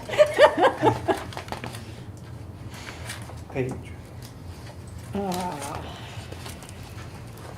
I'll have to look that Oh, up. okay, wait a second. Yeah, I'll get back to you on that. Ordinance violations 2. They weren't weed or grass ordinances, I can tell you that. Yeah. Okay. Because it would be interesting for us to know what ordinances we are He'll looking There for. we go. I can tell you a couple of them were curfew ordinance. Okay. At least 2 or 3 of them were curfew ordinance. Open container, Okay. and I think the like bed and loud noise firework ordinance. Makes sense. But I'll get you the exact numbers tomorrow. Thank Okay. you. Yeah. Any other questions for the chief? Thanks, chief. Okay, the mayor isn't here. Any other questions for the reports? Oh, yeah, I was going to go over here. We're good. Save the best for Welcome, last, Gina. right? Good to see you again. Obviously, as you know, from the public comment, we have a couple of complicated projects, so I would recommend that council kind of handle them in pieces. So there were 3 projects from the last HARB meeting, and I apologize for not having the meeting minutes. They didn't get to me in time to put into the packet. But I have my notes here, so I can try and help answer any questions. But if you could, HARB is recommending approval for a certificate of appropriateness for 109 through 111 East Bishop. They're doing some exterior work there. 111 East Bishop, which is a new business sign that is going up, and 109 East Bishop, which is another business sign that is going up. So. Okay, I'll call for a motion and a second to approve the 3 recommendations from HARB to approve and issue a certificate of appropriateness for the following projects. Do I need to read them again? Or No, I think just that's for. 109, 111, 111 East Bishop, 109 East Bishop. Do I have a motion to approve those? I'll make that motion. Bernier. Is there a second? I'll second it. Thank you. Dan. All those in favor of approving the motion, say aye. Aye. Those opposed, say the same sign. Motion carried. Okay, move on to the next one. Okay, so we'll do the Logan Street one first. So HARB did recommend that they're to deny the issuance of a certificate of appropriateness for this project. The reason being is that this is a building in the historic district. The roof that was put on is not an appropriate roof for historic structures. Typically, historic structures require standing seam roofs, and this is a ripple metal roof. I had been tipped off to the property. Someone told me, hey, I think there's a roof. Well, not I think. I mean, you can see it. There's a roof going on. So I went out to get photos with the intent to send a letter, which is typically what I do for projects in the historic district that there's work being done and they did not get HARB approval. So I went out. I got pictures of the back. As was already stated, the back portion of the roof is already complete. And then I went around the front to get some photos, and the contractor guys were there, so I stopped and I talked to them. I explained what was going on. They're very, very kind and very agreeable and understood the complexity of the situation. So I talked to the owner and the contractor and got their app in that day and then the next day so that they could talk at the July 12th meeting. So it's a complicated project. As it was already mentioned, it's 2/3 of the way done. Regardless of what council decides here, I think there are some bigger conversations that we need to have about HARB projects that are done without prior approval, and then the need for applicants to come back to HARB to seek approval, and then if it's complicated, then they have to go to council to seek possibly a different approval. So there were some conversations in our HARB meeting regarding that as it relates to, just an education and an understanding and awareness about HARB the Harb District and the projects that happen within the Harb District. But that being said, the motion on the table for Harb is to deny the 133 West Logan Street project. So, Well, do I hear a motion?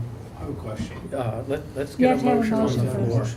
to, Okay, I'll make the motion to follow Harb's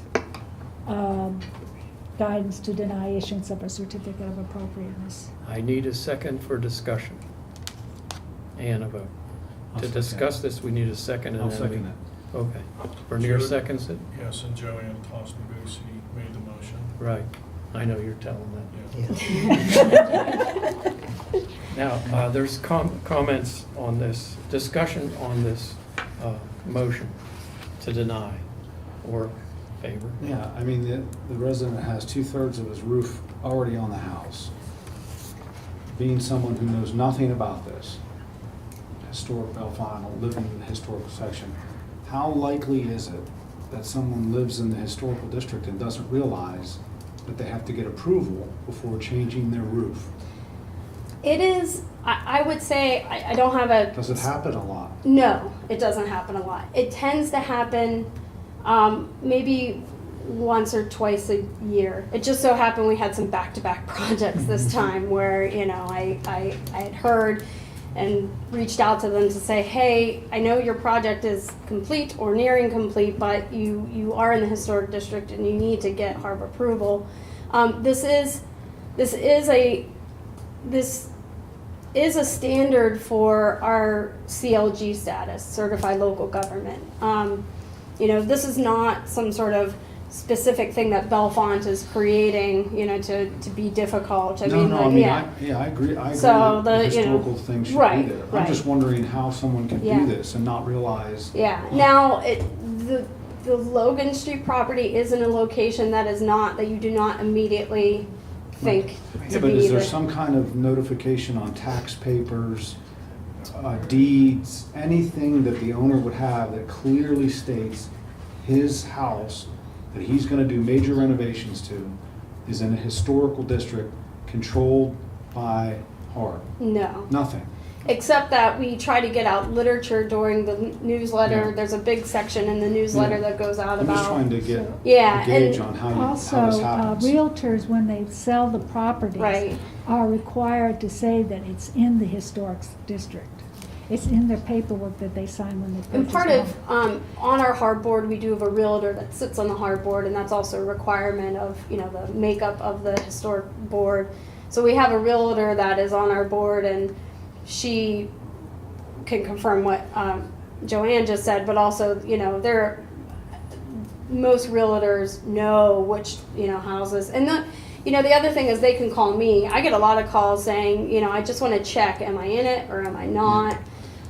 One of the things I'm working on is because I get deed transfer notices, and I keep track of those for the borough, and then I make note if it's in the historic district.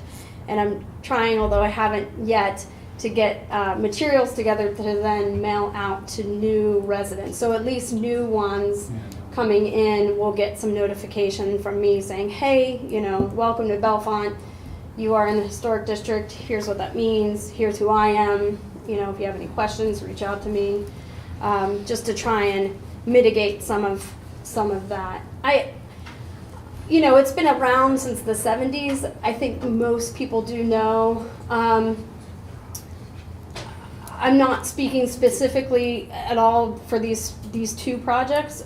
Just as a generality, I think maybe sometimes people think, hey, let's see what we can get away with. You know, we know we're in this historic district. We know we need to do work. If we don't go, we get slapped on the hand. Harb may deny it, but council may approve it. And that there is a precedent set for that. And so that may also contribute to, again, not speaking specifically about these projects, just as a general, you know. I know in my situation, I bought my house almost 14 years ago, and I am in the historic district. Mm-hmm. And my realtor didn't tell me anything except that I had to share the parking area with my cousin. Yeah. And so it wasn't until I received a letter saying that I was responsible for the weeds that grew up down at the wall that goes out on Lynn Street, that I was aware of that, and shoveling. My neighbor told me that, Kevin Burke. We had worked together at the prison, and he brought me up to date on the ordinances. And when I actually came in to get paint colors approved for my home, the woman at the desk said, I didn't know there was a house there. I didn't know it existed. Yeah. Yeah. That's fun. Hopefully, I think now, I think in the past 14 years, realtors have gotten more knowledgeable about the historic district, and typically they know and they use it actually as a selling point. So it's rare for a new home in the historic district to be sold without that new owner knowing that they're in the historic district. But Gina, I would agree with most of what you said, but I would disagree on Logan Street that anybody knows that's in the historic district.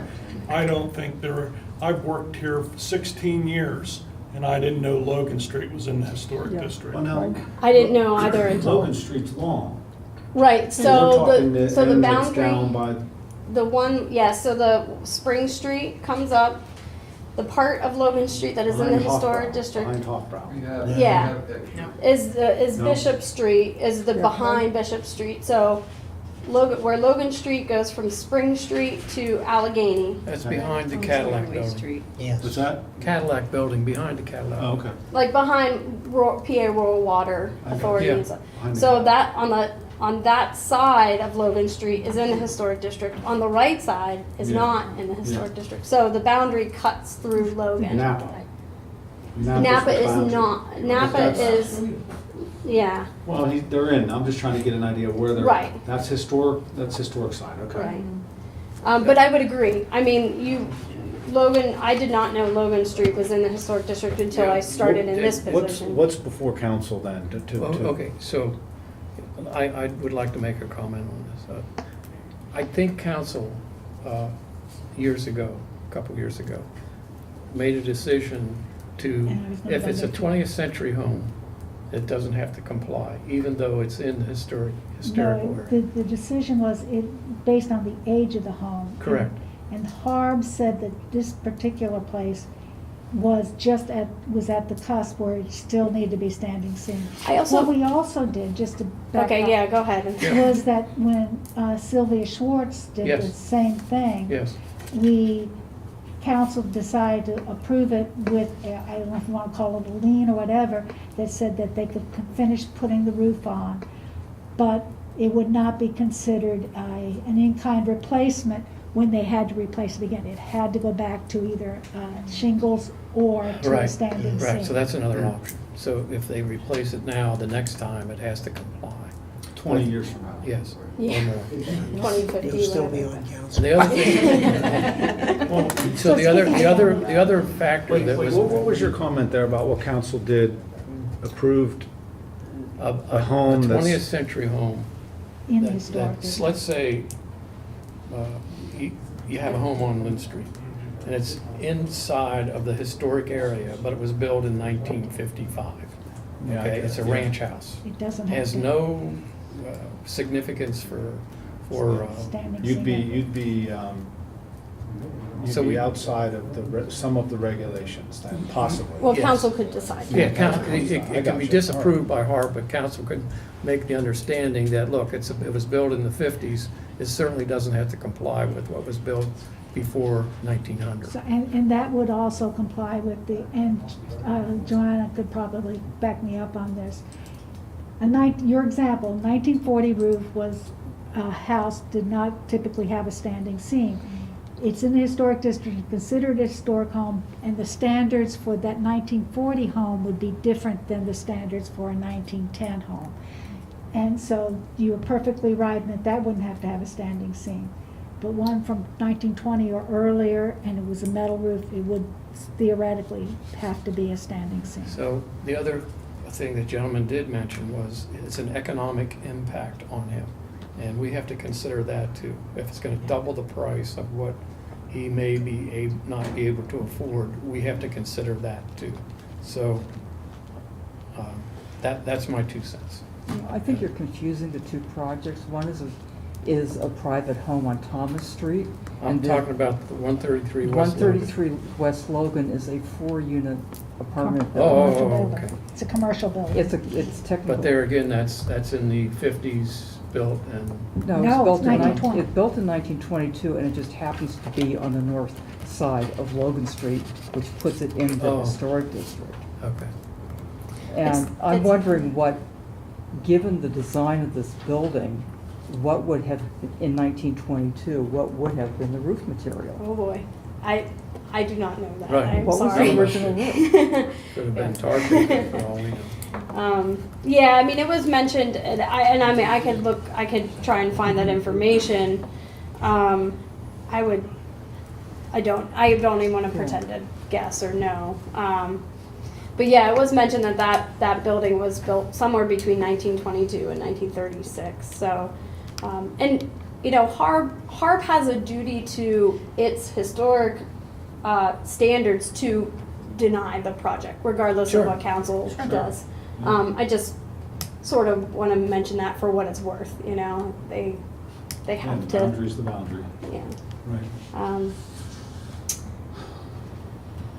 So the project is nearly complete, is that right? Yeah, they had the back complete, and they were pretty fast on that front when I came by and Yeah. told them to put the kibosh on it. Well, I think that, Joanne, what you've suggested is that would be So what my we would, opinion. so, Robert's orders was we'd have to vote this down and we'd have to make a second motion to say accept it with the caveat that if this is a one-time. Okay.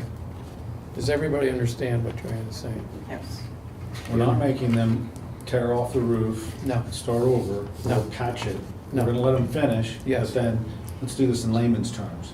We're gonna let them finish and say, look, when you go to redo this again in 30 years, you gotta put barn board back on, or Yeah. whatever. You have to comply. Hey, so whatever they used. So first we have to vote All right, down keep it simple. the motion, the original motion. All right, sounds good. And then we have another motion. Right. And would that cover both properties? No, No. just Okay. this one. We'll Yeah, have to go let's see through it. this again. All right, so I'm calling for the motion. That's- You already have the motion. Yeah, we're calling for the vote. Those in favor of the motion, say aye. Or you- No, We- an we- aye we- vote we- says that It's you, a nay. a nay means that you do not want.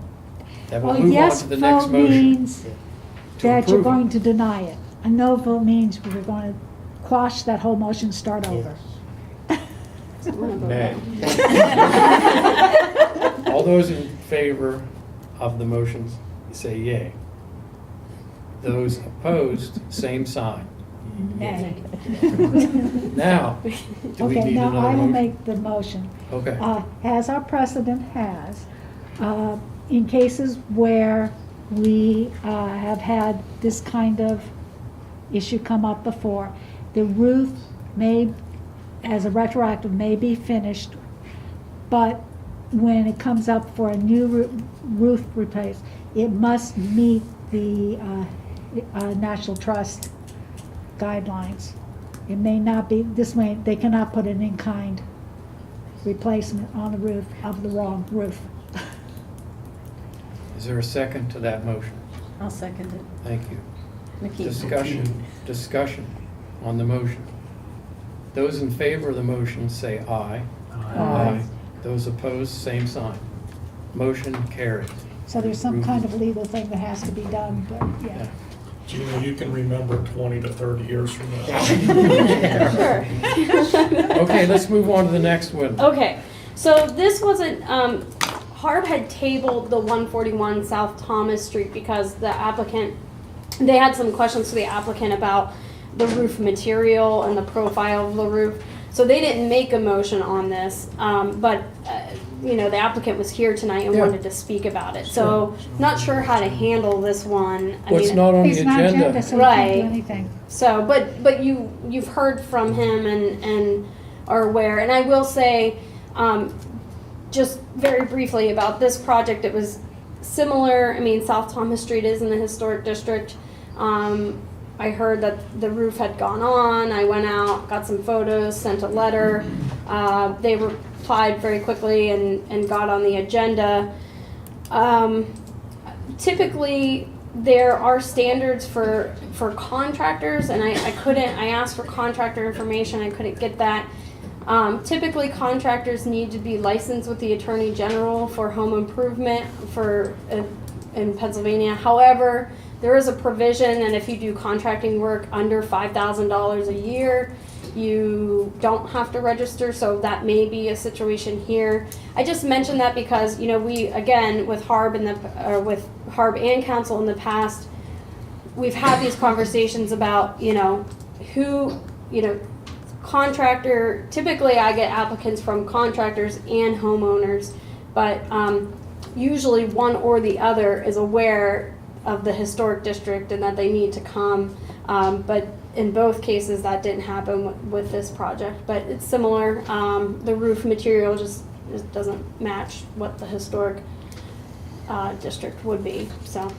By look again, this is something when you look at it, you can immediately tell Yeah. that this isn't supposed to be here. Yeah, it's the standing seam was used more on the homes because it is a more expensive material. So that type of metal was reserved for the residential homes, and then the ripple roofs were used for outbuildings, barns, those sorts of things. And just that is the precedent with the historic standards that should you do a metal roof on a historic home, typically it is standing seam and not a ripple roof. Well, I know it's not on the agenda, but Correct. is it a big enough issue?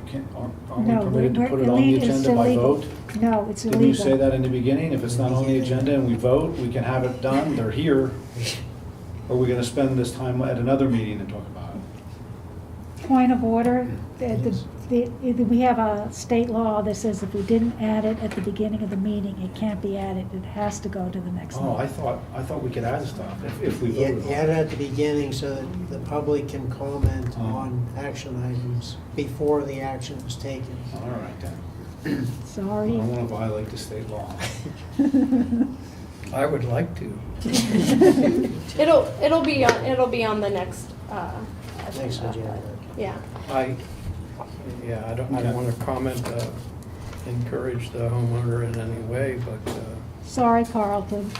No, that's fine. It, In fact, I would like more discussion anyway. I have plenty to talk about and a little debate about the whole Secretary of the Interior's interpretation and whatnot, because I found information that contradicts.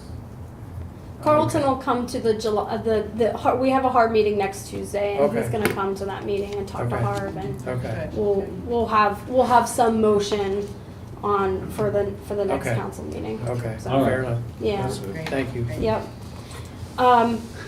Moving away from Harb, any other questions about Harb? No? Okay, so there is, in the zoning ordinance for demolitions, as I've had a couple of them this year, which is interesting. Council needs to approve demolitions. This is a old garage that's just, beat up. It's not in any condition to repair. 447 East Lamb Street. The application I put in your packet. I'm just looking for a motion to approve this demolition. I'm calling for a motion to approve the permit for demolition of the garage at 447 East Lamb Street. Do I have a motion to do that? I'll make that motion. Thank you, Deb. Clayton? Second? I'll second. Thank you, Dan? Barbara. Any questions on the motion? Hearing none, all those in favor say aye. Aye. Those opposed, same sign. Motion carried unanimously. Great, Thank you, Gina. thank you. Yeah. Any other questions for me? No. All right, cool. Thank you, Gina. Nuisance codes, we don't have a borough manager. Mr. Stewart submitted his report. Are there any questions for Mr. Stewart's report? Okay, we'll move on to liaison reports. No reports, verbal reports are given unless there's a question regarding a report. Anybody have questions on any of the reports that were submitted?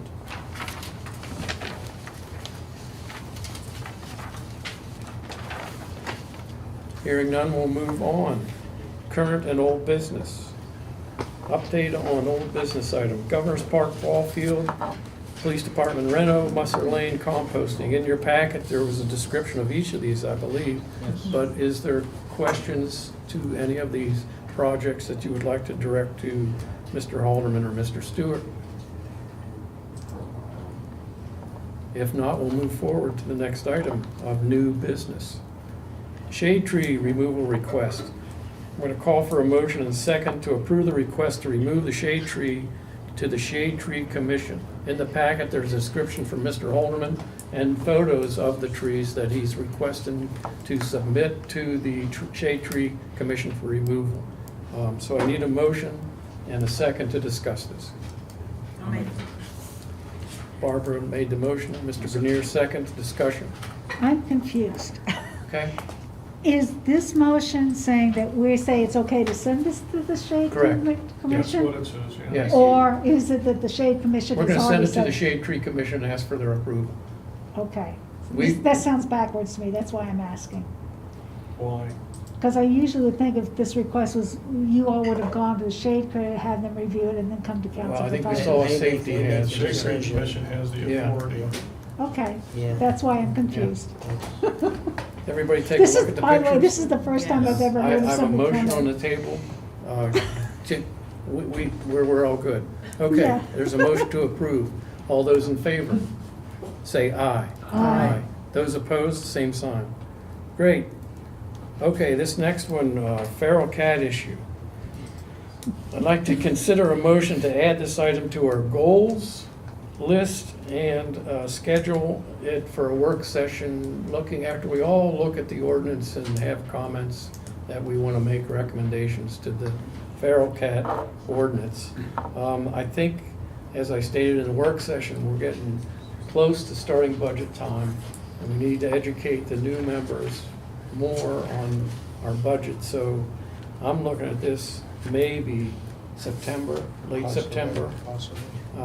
It's an important issue, we realize that, but I think there's a little more pressing ones to take care of right now. So I'd like to have a motion to add this to our goals list for considering for a future work session topic. Is the motion that you're asking for is a motion to put both feral cat issues and Crawford Lane, so it's two separate goals? Or if it's just, That's where the problem is. oh, Yes. so it's the feral cat issues on Crawford Lane? In that area. Okay. Yeah. Thanks, Deb. Yeah, please.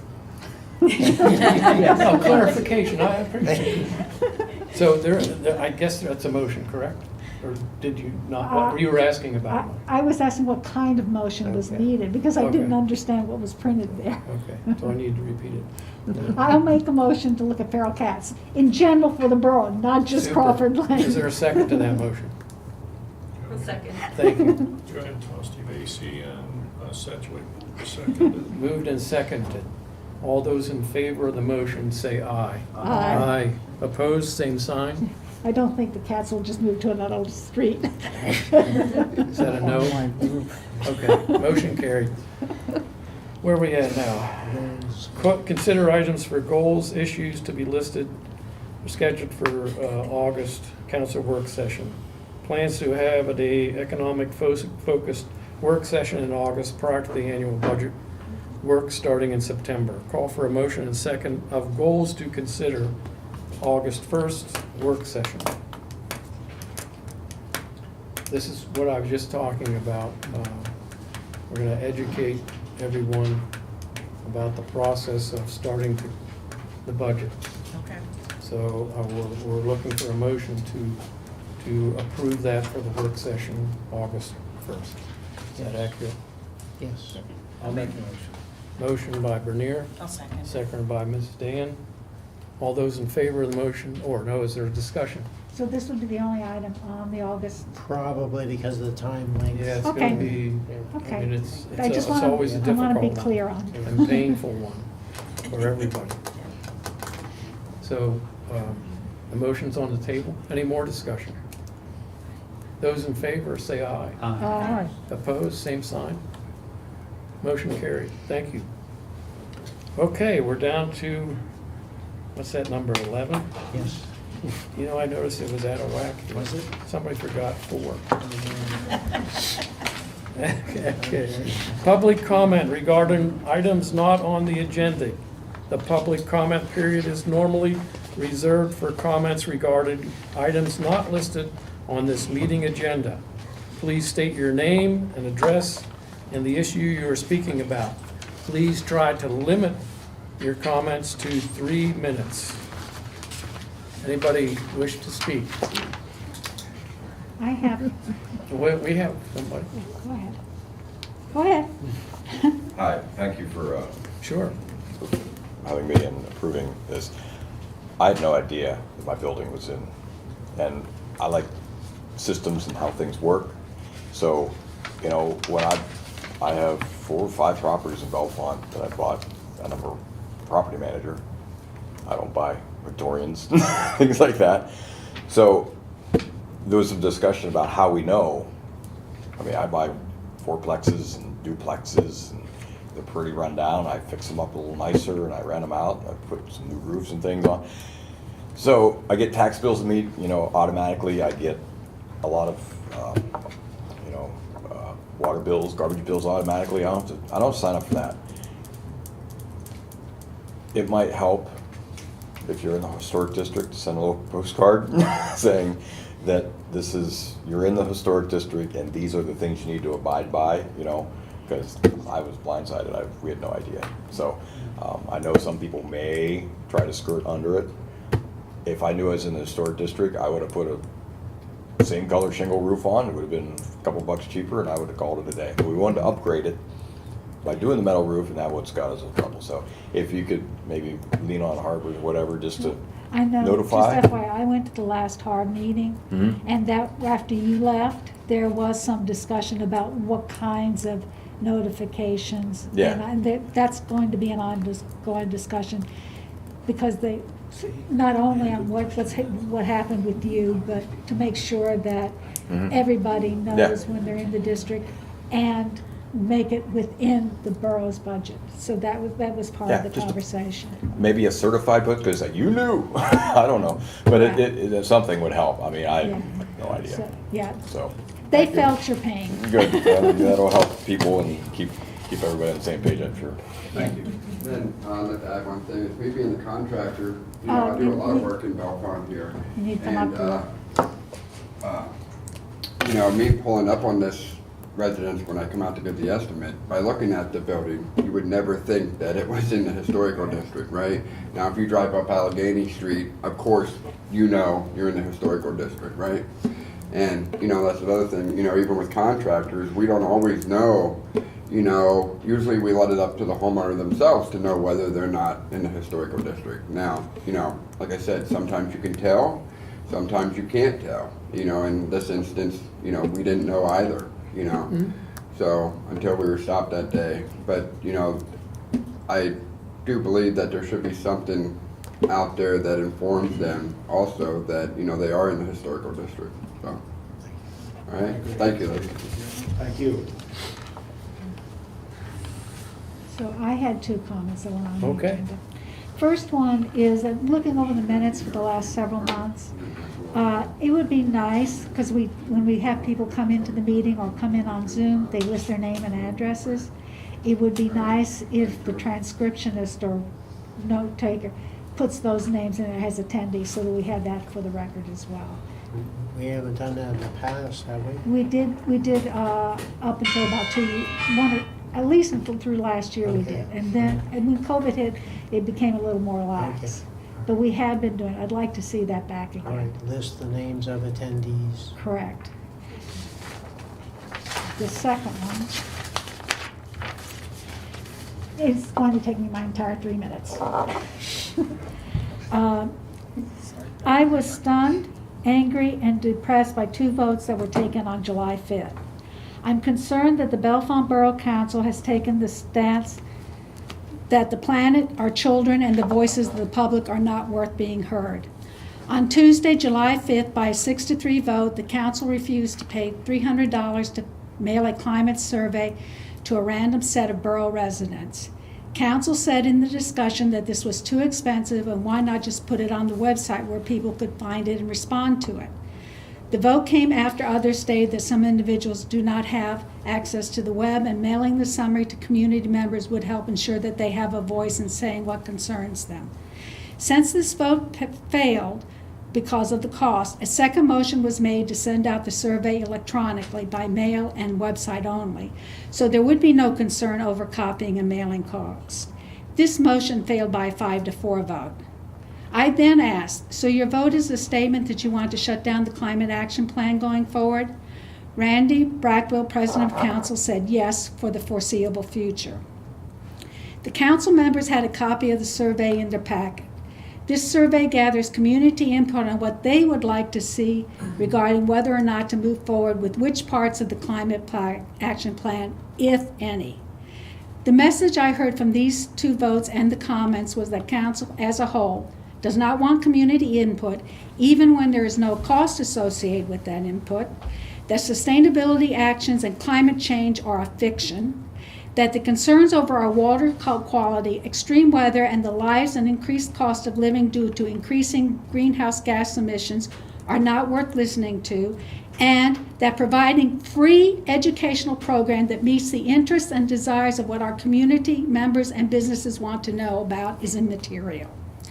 The educational programs that the Environmental Advisory Board had worked on for almost a year would have been freely accessible to the public without the cost to the borough.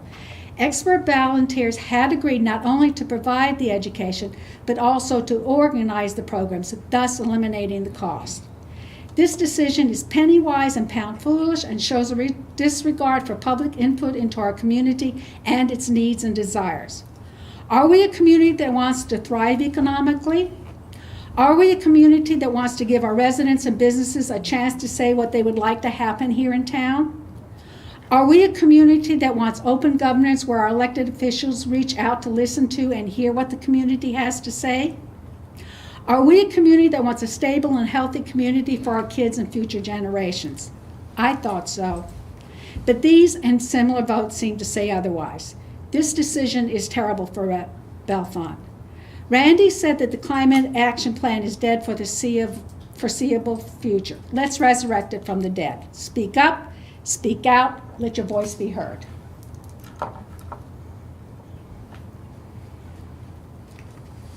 Thank you. Any other public comments? Okay, our next council meeting is August 1st, 2020. It's a Monday. On the agenda, it states we're going to have an executive session. That is not accurate. It was a mistake put on there. So there is no executive session after this. So the next council meeting is August 1st. The business meeting is at 7:30. Usually we have the work session starting at 6:30, but we'll make an official announcement closer to that date. So I'm asking for an adjournment, motion to adjourn. I make the motion. Okay. Second. I'll second. Bernier made the motion, Dan seconded. All those in favor of the motion, say aye. Aye. We're adjourned at